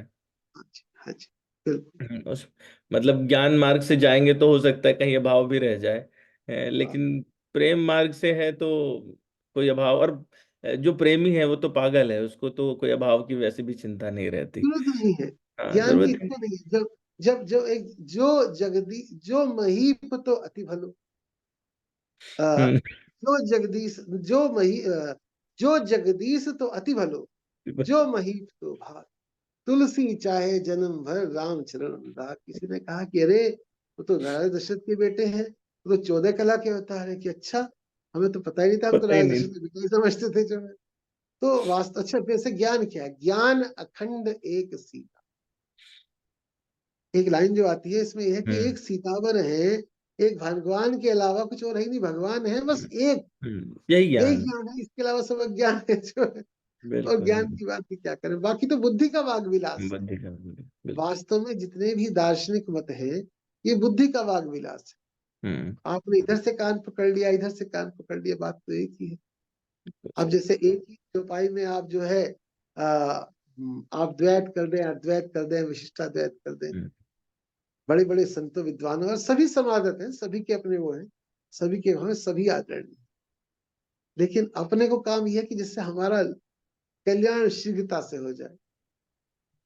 हमारे लिए तो सभी सभी जो है श्री सीतानाथ समारंभा रामानंदार्य मध्यमाम अस्मदाचार्य पर्यंताम वंदे श्री गुरु जी, पर। हाँ, बिल्कुल। तो वैष्णव का तो यही है। और जी। बहुत नहीं, आपने मुझे अवसर दिया, मैं कैसे मेरे मेरे अंदर इतनी कृतज्ञता हो रही है। मैं मतलब कृतज्ञता कैसे ज्ञापित करूं, हृदय से कह रहा हूँ, है ना। आप कृपा बनाए रखिए, यहाँ जितने भी लोग हैं, है ना, उनको भी मैं सादर प्रणाम करता हूँ, सादर प्रणाम करता हूँ। उन्हें सुना, अगर किसी को कोई चीज, कोई दिमाग में शंका हो, कोई चीज हो, मैं शंका निवारण के लिए तो नहीं हूँ, लेकिन उससे मेरा लाभ हो जाए, किसी को कोई चीज पूछनी हो, समय हो रहा है, 2-4 मिनट बचे हैं, तो आप बताएं, जो इतनी नहीं सर्दी में नहीं, समय ऐसा अभाव नहीं है, बस हाँ थोड़ा एक बात जो आपने बीच में अभी कही थी, जो इसका 15वां श्लोक भी है आगे, कि जी। माऊपेत्य पुनर्जन्म दुःखालयम अशाश्वतम। ये हाँ मैं इसको जब भी सोचता हूँ तो मुझे बहुत आनंद आता है कि भगवान जब सृष्टि रचना करते हैं और वो जानते हैं कि कुछ दुर्बुद्धि भी होंगे, कुछ के पास भी सद्बुद्धि होगी, है तो दुर्बुद्धि के लिए कितनी अच्छी व्यवस्था है ये। हाँ उन्होंने कहा कि ठीक है, दुख में जा रहा है तू जा दुख के घर में, लेकिन वो अशाश्वत रहेगा। अगर हाँ वो कहीं ये दुखालयम शाश्वतम होता हाँ हाँ। तो हाँ कितनी कठिनाई होती। तो अशाश्वत होने से क्या हुआ कि दुखालय का तो अंत हो ही जाना है। हाँ। अशाश्वत हो जाने से ये बिल्कुल। उसका जिस क्षण में आपने जैसे ही पलटा हाँ, भगवान के सन्मुख हो जाते हैं, वहीं पर वो दुखालय समाप्त हो जाता है। वो आप शाश्वत बिल्कुल। की तरफ बढ़ जाते हैं। तो मैं जब भी इसको पढ़ता हूँ तो मुझे लगता है कि मतलब भगवान इतने ज्यादा दीन दयाल हैं। सन्मुख होई जीव मोहि जमहि जन्म कोटि अग नासहि ना तबहि। सहता भाई। कै हनुमंत विपति प्रभु तो सोई जब तब सुमिरन भजन भजन होई। भजन है ना वो। बिल्कुल। तो ये बहुत बढ़िया बात कही, बहुत। ये वास्तव में क्या है, ये भक्तों के साधकों के संबल की बातें हैं। भगवान ने बहुत सारी जगह संबल बंधाया है कि जिससे जीव साधक मात्र जो है निराश न हो। जी। और जो अद्वैष्टा सर्वभूता नाम वगैरह जो कसौटी दी, वो इसलिए कि हमें अपने में अभिमान भी ना हो। जी। तो हमें अपने में अभिमान भी ना हो और निराशा भी। ये बात बड़ी अच्छी बात कही। अब आगे आप आएंगे प्रसंग पे इस पर जो है तो। नहीं, मैं मतलब जब भी इसको पढ़ता हूँ सोचता हूँ, शुरू शुरू में लगता था कि ये मात्र कहने की बात है, दुःखालयम शाश्वतम। 8-10 साल पहले से ये सेंटेंस नहीं, जो है वो नहीं, ये बिल्कुल। वैष्णवों के संपर्क में आए तो ये रोज सुनने को मिलता है, दुःखालयम शाश्वतम। लेकिन मतलब एक दिन ऐसे ही भगवत कृपा हुई हाँ, ये थोड़ी, कृपा, और भगवान की कृपा है लगा ये, कि वास्तव में ये शाश्वत भगवान नहीं। कितनी, हाँ मतलब कितनी बड़ी कृपा है उसको अशाश्वत बना के। और जब मैं न्यूरो सर्जरी में घुसा तो उसके बाद में मुझे लगा कि स्मृति लोप, हम्म, मतलब जी। न्यूरोलॉजी में जो चीज है कि धीरे धीरे डिमेंशिया होता है सबको। अगर हम्म। भगवान सबकी स्मृति स्ट्रांग कर देते तो ये दुखालयम शाश्वतम हो जाता। हाँ, बिल्कुल ठीक बात है, बिल्कुल क्योंकि ठीक हम बात। सुख सुख तो वैसे भी संसार में नहीं है। संसार तो भगवान ने कही थी दुखालय में, तो सुख तो है नहीं, सुखाभास है। सुखाभास है तो। लेकिन दुख को हम हमेशा पकड़ के रखते हैं। और अगर स्मृति तगड़ी रहती कि कुछ भूल नहीं रहे, तो खाली दुख ही दुख रहता, सुख का सुखाभास भी नहीं होता। भगवान ने वहां पर भी कृपा करी कि स्मृति लोप होती जाती, और संसारी को एक मतलब वो दिया कि जब तू प्रैक्टिस करेगा तो वो जो प्रैक्टिस करता है, खाने की प्रैक्टिस रहती है तो वो डिमेंशिया में भी खा लेता है। हम्म, तो इस प्रकार से अगर भगवत स्मृति की वो प्रैक्टिस करता रहे पूरे जीवन, तो वो समय हो सकता है कि वो स्मरण कर ले। लेकिन वो जिस बिल्कुल। चीज की प्रैक्टिस करता रहता है वो उसमें फंस जाता है, फिर भी भगवान उसको सब कुछ भुलवा देते हैं। है कि लास्ट तक जाते जाते वो 80% चीजें भूल चुका होता है, 20% ही रहती है। लेकिन आसक्ति इतनी तगड़ी है कि वो कुछ कुछ क्या छूटती कहा नहीं, जाए, छूटती नहीं है। छूटती नहीं, छूट न राम कृपा बिनि नाथ कहूँ पत। अगर कोई अपने धन से ये चाहे कि मैं आसक्ति छोड़ दूंगा, तो फिर उसके लिए तो कहा ना, ज्ञानी नाम अपनी चेतासी देवी भगवती ही सा बलादा कश्य मुहाया महामाया जय मां। प्रयश्न जो ज्ञानिन कर चित अपहरे बरी आई विमोह बस करे। हम्म। तो इसलिए जो है भगवान जो है वो मतलब ज्ञान में कोई ज्ञान ही भक्ति नहीं कछु भेद। ज्ञान का अर्थ ज्ञान का बाध करना, ज्ञान को हीन दिखाना बिल्कुल नहीं। भगवान ने कहा है गीता में ज्ञान के समान पवित्र कुछ नहीं, जी। ये भी बात है। हम्म। लेकिन बिल्कुल। वास्तव में क्या है, जो पूरा ज्ञान जो सीखने वाला वाचिक ज्ञान है, जो जीवन में नहीं उतरा है, ऐसे ज्ञान की भगवान ने, ज्ञान को तो बहुत पवित्र बताया, लेकिन जो सिर्फ दिखाने का ज्ञान है, शाब्दिक ज्ञान है, वो निचले स्तर का। प्राय जो हम जो कहने सुनने के लिए कर लेते हैं ना, पर उपदेश कुशल बहुते ने, तो वो वाली चीज है। जीवन में आचरण नहीं किया। श्रवण की महिमा है, मनन की महिमा है, लेकिन निध्यासन की और भी ज्यादा नहीं। जीवन में उतर जाए, जीवन में गीता उतर जाए, जीवन में भागवत उतर जाए, जीवन में भगवान में जीवन हो जाए। और इसका बड़ा सरल साधन जो है तो भगवान नाम संकीर्तन, बड़ा सरल साधन है। अगर कोई किसी को, वैसे तो साधन की कोई आवश्यकता ही नहीं है, करण निरपेक्ष में तो कोई साधन अपेक्षित ही नहीं है। साधन क्या करोगे भाई, जो मिला मिलाया है वो है। लेकिन आदमी बिल्कुल। की आदत है नहीं, कोई तरीका बताओ, कोई उपाय बताओ, कोई रास्ता बताओ। तो उसके संतों ने बता दिया। शरणानंद जी महाराज कहा करते थे कि पतिव्रता तो पति का नाम भी नहीं लेती और पतिव्रता होती है। तो सही बात। ये दूसरी तरह की बात है। लेकिन जो सामान्य है उनके लिए भगवान नाम ही है। जो नाम में हो गए वो फिर उनकी स्थिति है हम्म। कि माला जपू न कर जपू मुख से जपू न राम, मेरा सुमिरन हरि करे मैं पायो विश्राम। तो वो तो एक अलग चीज हो गई जो है ना, कि मेरा सुमिरन हरि करे। वो दूसरी स्थिति। वो बिल्कुल। जब तक विधि निषेध छूट ना जाए तब तक विधि निषेध को छोड़ना नहीं चाहिए। विषय छूट गए वो अलग चीज। लेकिन हम तो नाम जापक हैं, हम तो भगवान के प्रेमी हैं, हमें विधि निषेध से क्या तात्पर्य है, ऐसा करना कुतर्क है, ऐसा नष्ट हो। तो मर्यादा तो रखनी चाहिए। जब भगवान ने भी कहा कि जनकारी जो भी जो है महापुरुषों ने भी जो है लोक संग्रह कर्म करते हैं जो है, तो वो करना हम्म। बिल्कुल। चाहिए। अ, ठीक है। अभी कोई प्रश्न है यदि यहाँ से तो हम आप तक पहुँचाते हैं। किसी का कोई प्रश्न है किसी प्रकार का? कोई ठीक है। चीज कठिन ऑनलाइन। लगी हो, कोई चीज समझ में ना आई हो किसी को। हाँ, मतलब दोबारा से बात कर सकते हैं, पूछी जा सकती है। चलिए, हो सकता है अगले सत्र में भी सवाल आए। जी। और कुछ लोग ऑनलाइन जुड़े हैं। एक हमारे सीनियर हैं मेरी, डॉक्टर मोहिता पांडे, वो, अच्छा, हाँ, वो जुड़ी हैं मेरी ओर वैसे से तो। सादर प्रणाम। हमारे लिए तो माँ समान रही हमेशा, अभी भी है। अगर मैडम कुछ पूछना चाहते हैं तो पूछ सकते हैं, नहीं तो मैं उनका सवाल बढ़ा दूंगा।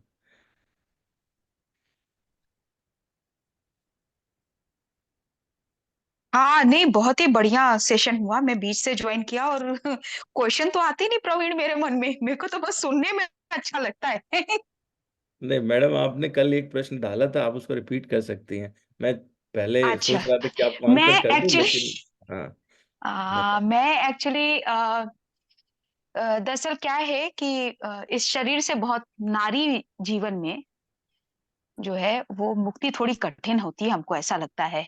बड़ा ही मतलब, दो लोग ऐसे हैं कि जिनके साथ इतनी भावना जुड़ी रहती है। तो हम ये कहना चाह रहे थे कि एक तो हमें वो माता वृंदा और जालंधर वाली कथा से बड़ा वो है, प्रेरणा है। तो हम ये पूछना चाहते हैं कि एक स्त्री पत्नी या माँ के रूप में कुछ ऐसे करके, और पुत्र या पति का प्रारब्ध परिवर्तन, तो ये क्या संभव होता है ये कर्म के विधान विधान में? जी। ये बड़ा मुश्किल है आजकल बच्चों को वो करना। तो बड़ा सांसारिक सा क्वेश्चन है। आप लोग तो बहुत मतलब आध्यात्म मार्ग पे बहुत आगे ऐसी बात कर रहे बात हैं, हम करें। बीच बीच में खींच के वही ला दे रहे हैं। जी। मैडम नमस्कार। जी। अ, आपने जो पूछा है कि एक दो प्रश्न हैं आपके, कि क्या स्त्री का उद्धार कठिन है, तो इसका तो सामान्य सा उत्तर है कि बिल्कुल नहीं, ज्यादा सरल है, ज्यादा सरल है। जी एक दूसरी चीज ये है कि व्याख्या नहीं करूंगा कि समय का अभाव है, बिल्कुल सरल है। दूसरी चीज जो जी आपने पूछी कि क्या एक इस पत्नी के रूप में या एक माँ के रूप में अगर हम कुछ भक्ति करें या कोई क्या प्रारब्ध को बदला जा सकता है, तो सामान्य रूप से दो नियम है, एक सामान्य है, एक अपवाद है। सामान्य रूप से तो यह है कि कह मुनीस हिमवंत सुन जो विधि लिखा लिलार, देव दनुज नर नाग मुनि कोई न मेटन। तो जो बिल्कुल। प्रारब्ध की जो अनुकूल प्रतिकूल परिस्थितियां हैं वो आती जी हैं। अच्छा, लेकिन दूसरी चीज ये भी आई है, जो तप करे कुमारी तुम्हारी, भाव ही मेट सकहि त्रिपुरारी। तो कई बार क्या होता है कि जो परिणाम होता है वो प्रारब्ध और पुरुषार्थ का गुणनफल होता है। अगर आपका पुरुषार्थ बहुत तीव्र है तो प्रारब्ध को न्यून भी किया जा सकता है, कम भी किया जा सकता है, बदला भी जा सकता है। एक तरीका तो जी ये है। दूसरा तरीका प्रारब्ध बदलने का ये होता कि भगवान की अहेतु की कृपा से या भगवान के प्राण प्यारे संतों की कृपा से बदला जा सकता है। और जी एक और चीज होती है, जो है थोड़ी सूक्ष्म बात है, कि प्रारब्ध बदलने की इच्छा ही मिट जाए। देखिए, हाँ हमारा अपने परिवारजनों के प्रति कर्तव्य है, ममत्व ठीक नहीं है, कर्तव्य ठीक है। हम जो कर सकते हैं वो उनके लिए किया जाए, लेकिन ममता जो है ये रखनी कि ऐसा हो जाए। करने और होने में बड़ा फर्क है, लेकिन हाँ, करने से ये चीज बदली जा सकती है। प्रयास करना चाहिए, भगवान की कृपा का सहारा लेकर अपना उद्योग करना चाहिए। जो अभी 7वां अध्याय गया है उसमें भगवान ने कहा है, मेरा आश्रय लेकर जो यत्न करते, आश्रय भगवान का हूं, अपनी समय, समझ, सामर्थ्य, संसाधन का पूरा उपयोग करे और उसके बाद भगवान पे छोड़ दे, तो भगवान क्या करते हैं, या तो वो कामना पूरी करते हैं या उस कामना की कामना मिटा देते। ऐसा मेरा व्यक्तिगत अनुभव है। या तो भगवान उस जी कामना को पूरी कर देंगे या भगवान उस कामना को ही मिटा दें।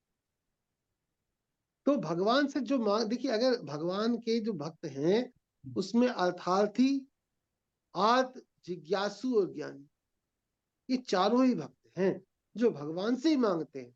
अर्थार्थी भी भगवान से ही मांगता है, आर्त भगवान से मांगता है, और बड़े बड़े भक्त हुए हैं, ध्रुव हुए हैं, प्रहलाद हुए हैं, बड़े बड़े अर्थार्थी और अधुर सगलानि जपऊ हरि नाम। तो जो आप कह रही हैं, हाँ, प्रारब्ध बदला जा सकता है, भगवत कृपा से कुछ भी असंभव नहीं। प्रारब्ध बहुत छोटी सी चीज है, लेकिन हम प्राय क्या होता है कि जो मनचाही अपनी जो है, हमारी मनचाही हो गई तो बदला गया, हमारी मनचाही नहीं तो नहीं। ये बिल्कुल। मनचाही और अनचाही छूट जाए, ये सारा उद्योग इसके लिए है। लेकिन हाँ, आपका जो लौकिक प्रश्न है उसका उत्तर यही है कि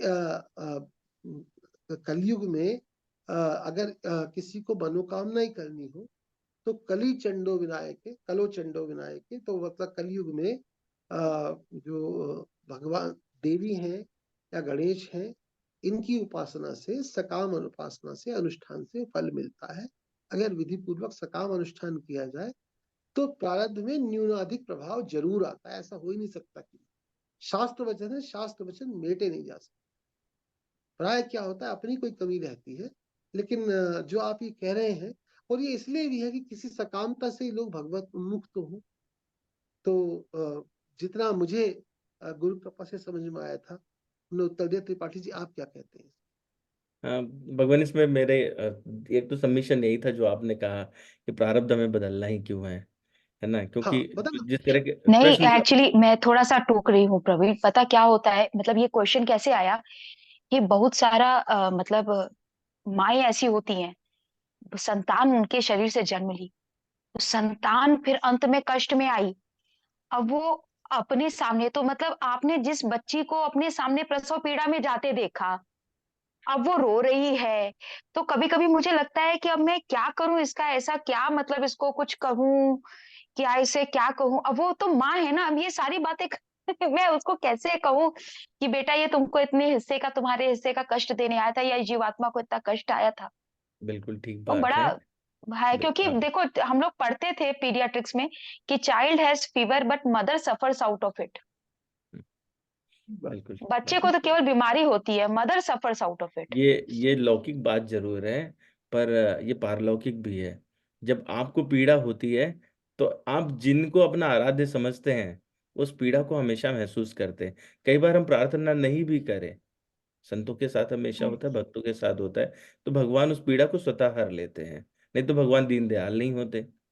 हाँ, पर ये रहता है कि जैसा अभी कहा इन्होंने कि कभी कभी मैं जिस पीड़ा को हम पीड़ा समझ रहे हैं वो पीड़ा ही नहीं है। हमारी जो मनोकामना है, जो हमने कामना की, हमने सोचा ये स्वस्थ हो जाए, तो वो पीड़ा ही नहीं है। वो उसका कुछ और आगे चल के ऐसा कुछ होने वाला हो जो सबके हित में हो। तो भगवान तो जानते हैं ना, वो तो त्रिकालदर्शी हैं।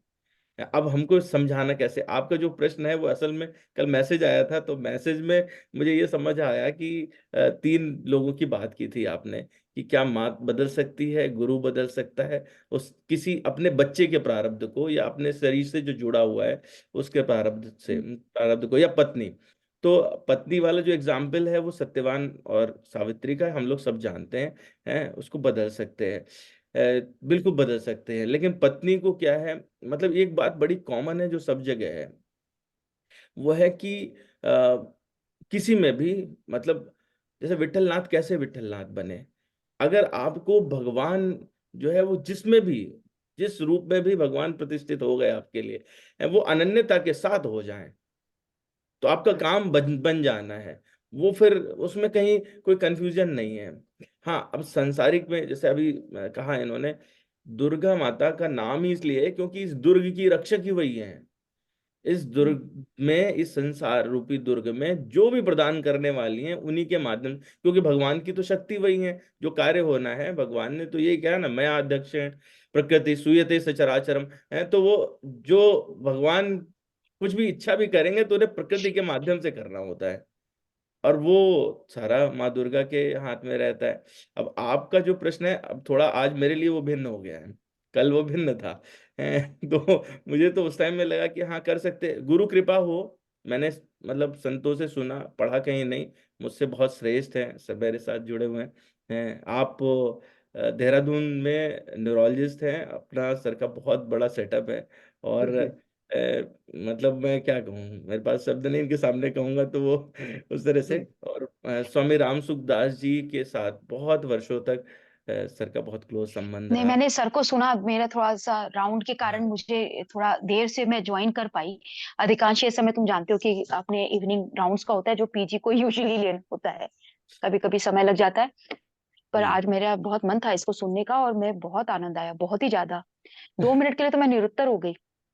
मतलब तो मेरे मन में मतलब प्रश्न क्या, भाव ही आना मतलब बंद हो गया। मुझे ऐसा लगा बस चलता रहे, सुनते रहे, बस ऐसे। मैम, चलिए आप जी जो जी। आपने कहा है उसका सामान्य उत्तर ये है कि हाँ, प्रार्थ बदला जा सकता है। प्रार्थना में बहुत शक्ति है। सच्चे मन से प्रार्थना की जाए और दूसरे के हित के लिए प्रार्थना की जाए, उसमें आपका स्वार्थ ना हो। माँ का जो प्रेम होता है वो सबसे निस्वार्थ प्रेम है। निस्वार्थ प्रेम में सबसे बड़ा प्रेम माँ का होता है।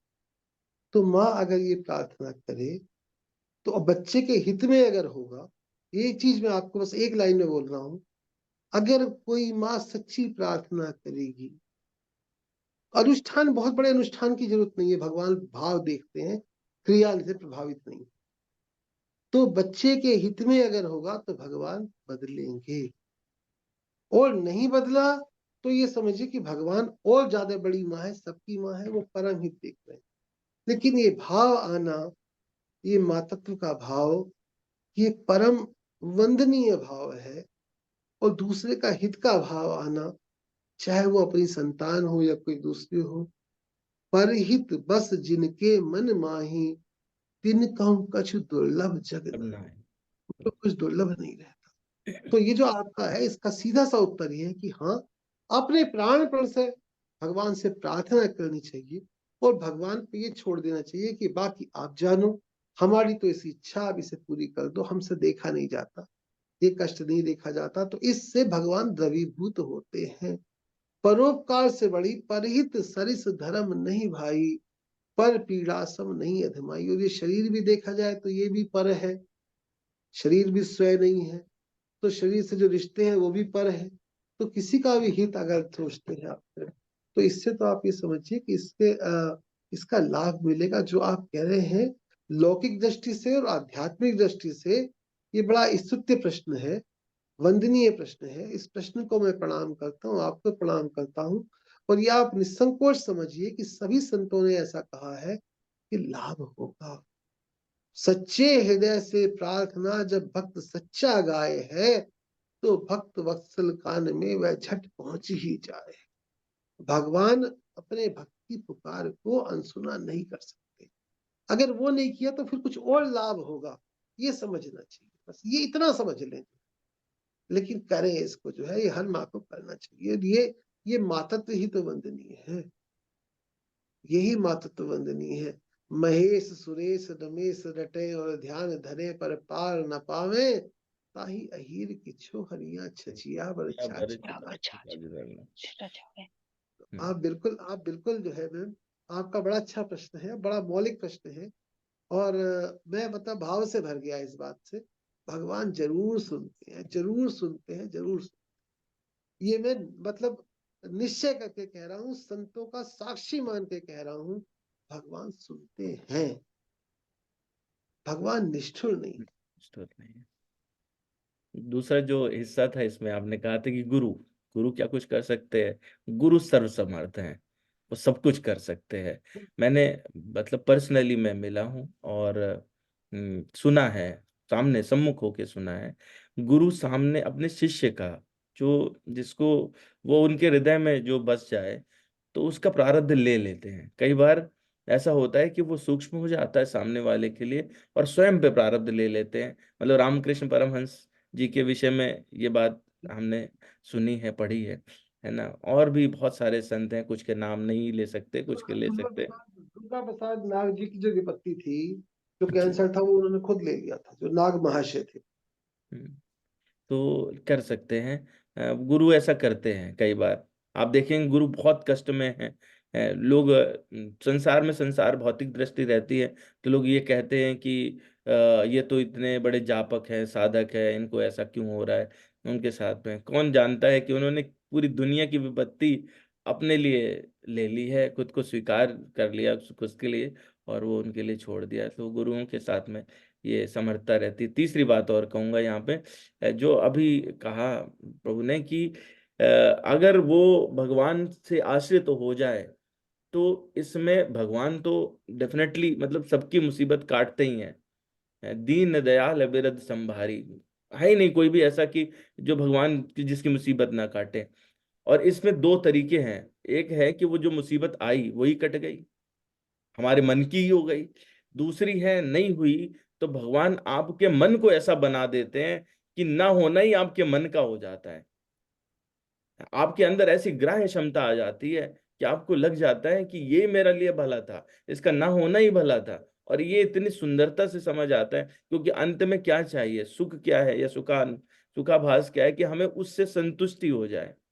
वो चाहे हमारे मन की है या कि हमारे मन की नहीं है, दोनों ही परिस्थिति में हमको अगर संतुष्टि हो गई तो हम हमारा वो ठीक हो जाता है। तो वो सिर्फ सिर्फ और सिर्फ भगवान के आश्रित होने से हो सकता है। दूसरा जगत में कोई उपाय है ही नहीं, किसी तरह से नहीं है। तो अगर आप कहती हैं कि आप क्या सलाह दें, क्योंकि आपका जो है लास्ट में सवाल यही था, तो आप सलाह दे सकती हैं कि राम का आश्रय ले लें, राम नाम जपें, उसके अलावा कुछ और नहीं करना है। किसी विशेष अनुष्ठान की बात नहीं है। जिस पर भी आश्रित हो, कोई अगर विशेष नाम उनको लगता है तो उस पर आश्रय ले लें। पर आश्रय ऐसा हो कि मतलब तुम ही काटोगे मेरी मुसीबत, कोई और नहीं काट सकता।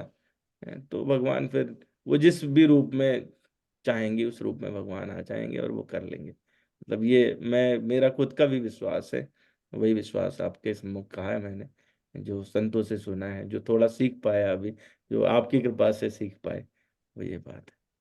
नहीं, ये बिल्कुल ठीक बात है। सबसे श्रेष्ठ भाव तो यही है कि भगवान जैसे चाहे वैसे राख। मैं आपका हूँ।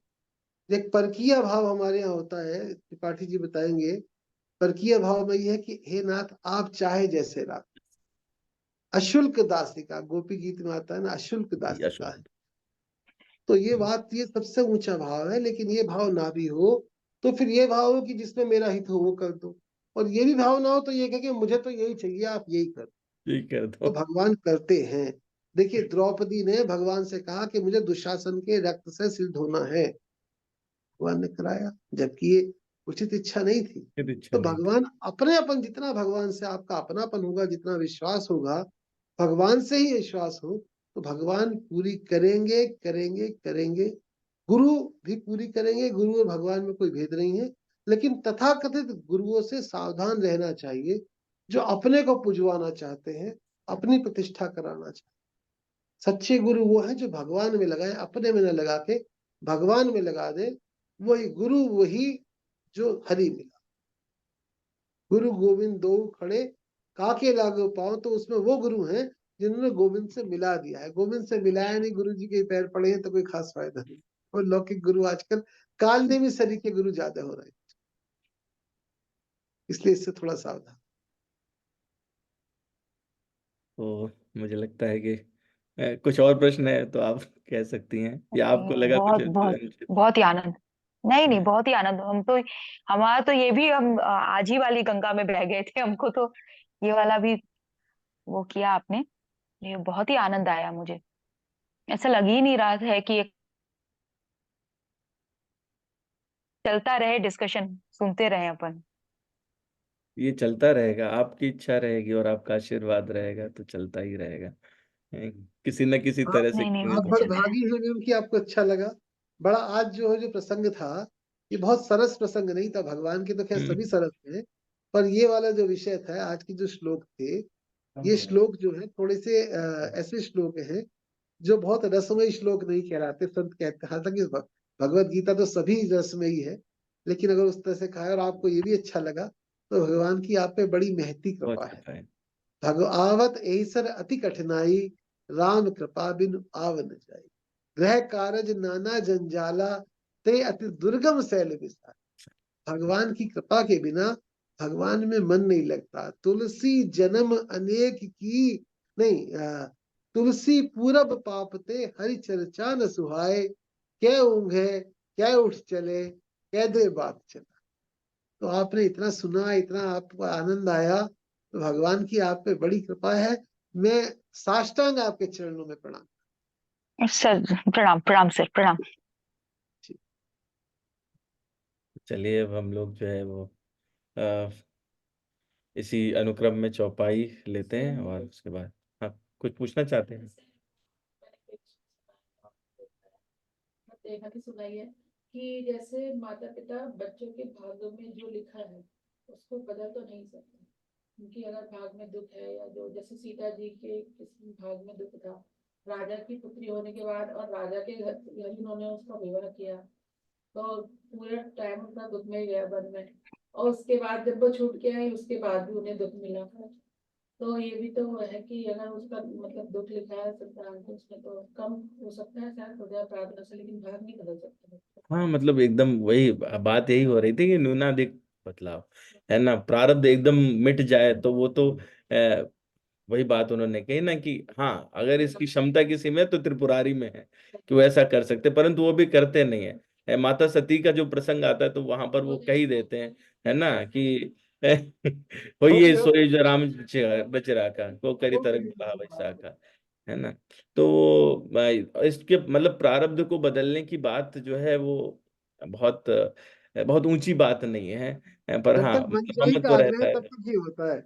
जब तक हाँ, मनचाही का आग्रह रहता है तब तक ये है। तो यही रहता है ना। तो चलिए, वैसे तो मतलब अब अगर जब भाग्य की बात करें, भले ही भगवान ने अपने अपना भाग्य है, स्वयं की उनकी मर्जी के बिना कुछ लिखा ही नहीं जाता, लेकिन भगवान कृष्ण और भगवान राम से ज्यादा अगर आप कष्टों की बात कर रहे हैं तो किसी का है ही नहीं जीवन में। आप देखोगे भगवान कृष्ण तो ऐसे हैं कि मतलब सोचो ना, उस बच्चे की दृष्टि से सोचो कि अभी पैदा हुए, जेल में पैदा हुए, माता कितने कष्ट में रही, तुरंत उठा के ले गए, दूसरे गांव पटक गया, और 6 महीने से ही राक्षसों ने शुरू कर दिया उनके साथ में, तो पावाला।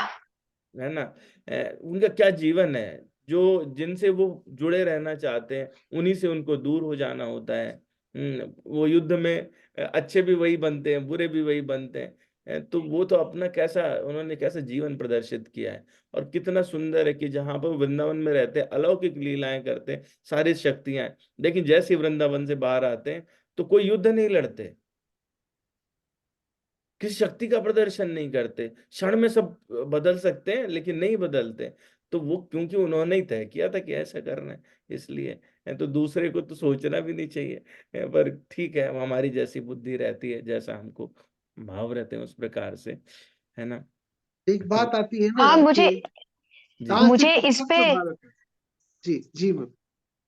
मुझे तो हाँ यही तो था कि मतलब जैसे अपनी भांजा इतना श्रेष्ठ होता है, कई बार मुझे लगता है कि मतलब अभिमन्यु को भी नहीं बचाया, सुभद्रा इतना बचपन से साथ में खेली, तो वो एक महाभारत में छोटी सी क्लिप आती है कि वो सुभद्रा तुम्हारे ऊपर जितना प्रेम है तुम इसको कर दो, मतलब भगवान देख रहे हैं उसको।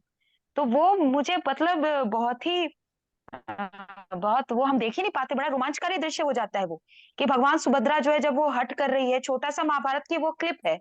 अब जब पढ़ने के बाद वो महाभारत देखते हैं जो बी आर चोपड़ा ने बनाई थी, तो उसी को देख देख करके अब रोना आने लगता है कि भगवान देख रहे हैं कि ये जो बच्चा खेल रहा है, ये इसका क्या वो है, और फिर भी भगवान उसको जो है ऐसी लीला रचते हैं। भगवान चाहते तो बच सकता था, सुभद्रा तो देखिए बहनी थी।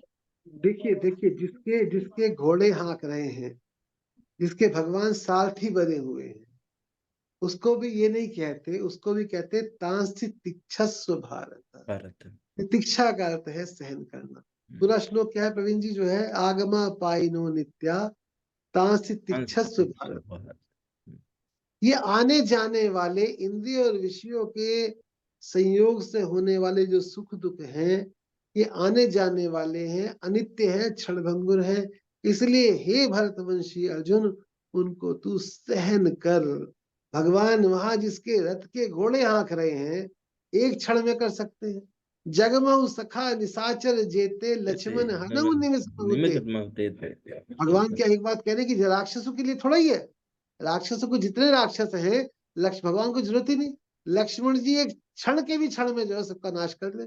जिनकी कृपा कटाक्ष से अखिल ब्रह्मांड जो है, करोड़ करोड़ ब्रह्मांड हो जाए, वो क्या नहीं कर सकते। लेकिन ये हमारी दृष्टि से, हमारी मनचाही से लगता है कि अभिमन्यु को बचाया नहीं और उसको मारा नहीं। वास्तव में क्या है, ये तो भगवान ही जानते हैं जो है। इसलिए शुरू में ये बात लगती थी, जब मैं छोटा बच्चा था तो मैं बड़ा रुदन किया करता था कि भगवान ने माता सीता का परित्याग कर। आज में जब हाँ बाद में जब ध्यान आया कि उद्धव स्थिति संहारक कारिणी क्लेशहारिणी सर्वश्रेयस करी सीता न तो हम सीता न राम तो पर हम। लगाऊं। तो गुरु कृपा ये समझ में आया कि क्या बच्चे वाली बात में बचपन में बड़ा रोया करता था कि भगवान जो है राधा मैया से वहां चले गए, दूर चले गए जो है। बताओ, ऐसे निष्ठुर हो गए जो है। वो प्रेम पत्र भेज रहे हैं, उद्धव को भेज रहे हैं। अब ये समझ में आया है कोई चीज ही नहीं है जो है वास्तव में। भगवान कभी जो है, कभी कोई अभेद हुआ है भगवान का जो है। लेकिन ये बात बाद में समझ में आती है। ये जो आप कह रहे हैं सुभद्रा वाली और ये वाली जो है, माता सीता को तो दुख नहीं हुआ। मैंने एक संत से पूछा तो उन्होंने हंस के कहा कि बेटा तुम्हें दुख हो रहा हाँ है, सीता माता को दुख नहीं हुआ था, सुभद्रा को मैं दुख हाँ नहीं हुआ, है ना। तो ये बात क्या है, ये उस वक्त समझ में आ जाती है जो है, जब आपको ये सब चीजें लगती हैं। तो ये धीरे धीरे गुरु कृपा से समझ में आएगी। मैं बचपन में बड़ा रोया करता था, मैं बड़ा रोता था, बड़ा दुखी हुआ करता था। और मैं आपको बताऊं, मैं सीता हरण का प्रसंग नहीं पढ़ पाता, मुझे बड़ा कष्ट होता था, बड़ा दुख होता था कि भगवान जो ऐसे हैं। बताओ, अगर जय विजय भी है ये, तो द्वारपाल ही उठा के ले गए भैया सीता को। ये भी पढ़ता था, छाया सीता उठी तो भी कैसे उठ गई जो है ना। जो दुर्गा स्वरूप है वो क्या है जो है। लेकिन ये सब बातें हैं, ये भगवान अति विचित्र रघुपति चरित जान ही परम सुजान। भगवान के जो लीला है वो इतनी आसान नहीं है समझना।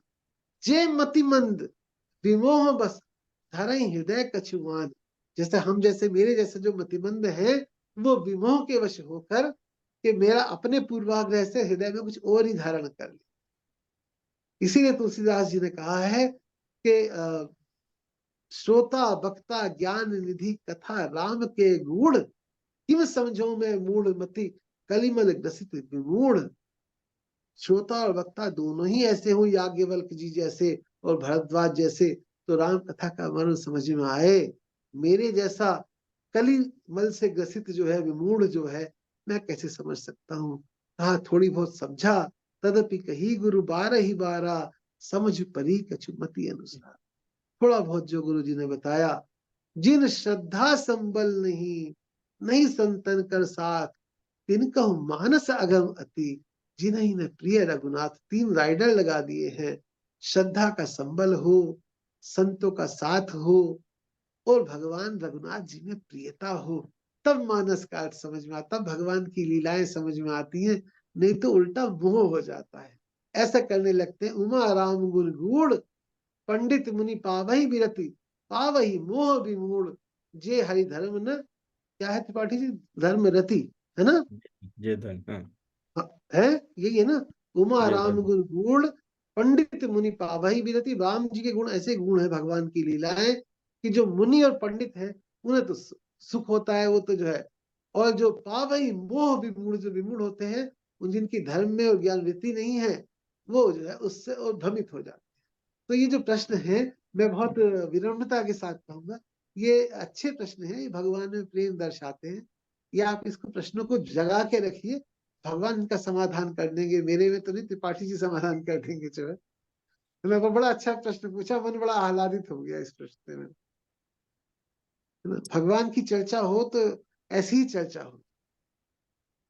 नहीं, आप से पहले भी चर्चा हुई थी। हम लोग एक अलग, मैं देखता हूँ विचार चल रहा है कि नारद भक्ति सूत्र पर हम लोग अलग सेशन हाँ स्टार्ट हाँ, करें। बिल्कुल बिल्कुल वो बिल्कुल। संडे को शायद आप करें, है। आप करें बिल्कुल। तो हम लोग भक्ति जो है, प्योर भक्ति पे उधर है। नारद भक्ति सूत्र कुछ ऐसा है कि लगता है जैसे पाइथागोरस थ्योरम चल रही है हाँ, कि एक एक सूत्र से पूरा जीवन चलाया जा सकता है। उसको उसको मेरा एक निवेदन है, अगर आप उचित जी। समझे, जी। एक सेशन में नारद भक्ति सूत्र केवल शब्द अनुवाद ही पढ़ते, ठीक है। ताकि जो श्रोताओं को नारद भक्ति सूत्र पूरा क्या है वो ज्ञात हो जाए। ठीक, उसके बाद तो फिर जो है अथा है, जो है जो भगवान कहलवाना चाहे। बिल्कुल। नारद जरूर। भक्ति सूत्र जो है,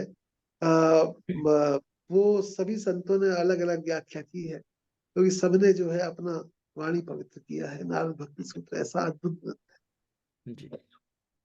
नहीं, मैं तो खैर है। उसमें क्या कहूंगा, कहेंगे तो आप ही। नारद नहीं नहीं भक्ति नहीं, सूत्र तो इसलिए हमने हमने आपकी आज्ञा मान करके सोचा कि वो हम प्रारंभ कर सकते हैं। वो शायद सिर्फ नारद ऑनलाइन ही नारद रहेगा। भक्ति सूत्र का नारद देखिए, मुझे तो त्रिपाठी जी एक चीज लगती है, देह धरे कर फलिए भाई, भजिए राम सब काम बिहाई। तो अपने राम तो संसार के काम के तो रहे नहीं, संसार में तो बेकार हो गए हम, राम जी के काम के हो जाएंगे। आप नारद भक्ति सूत्र का बहुत ही मतलब, आपने जैसी बात कही, मुझे बचपन में ब्रह्म सूत्र बड़ा प्रिय था। जी। उपनिषद और प्रस्थान त्रयी उपनिषद, और ये, और नारद भक्ति सूत्र में जो है, जो रस है, रसो वैसे, तो भगवान का जो रस है, जीवन मुक्त महामुनि जेई, हरिगुण सुनहि निरंतर तेहि, राम चरित जे सुनत अघाही, रस विशेष जाना थी। नचना है, हाँ। तो यही है बस। ठीक है। चलिए, तो आपको आज, बहुत देर कर दी आज जो है हाँ ना? नहीं, देर तो हाँ थोड़ा सा बहुत ठंड में लोग, हाँ वो बहुत है। बहुत देर हो गई। जो लोग बैठे हैं उनको मैं सबको प्रणाम करता हूँ। जी।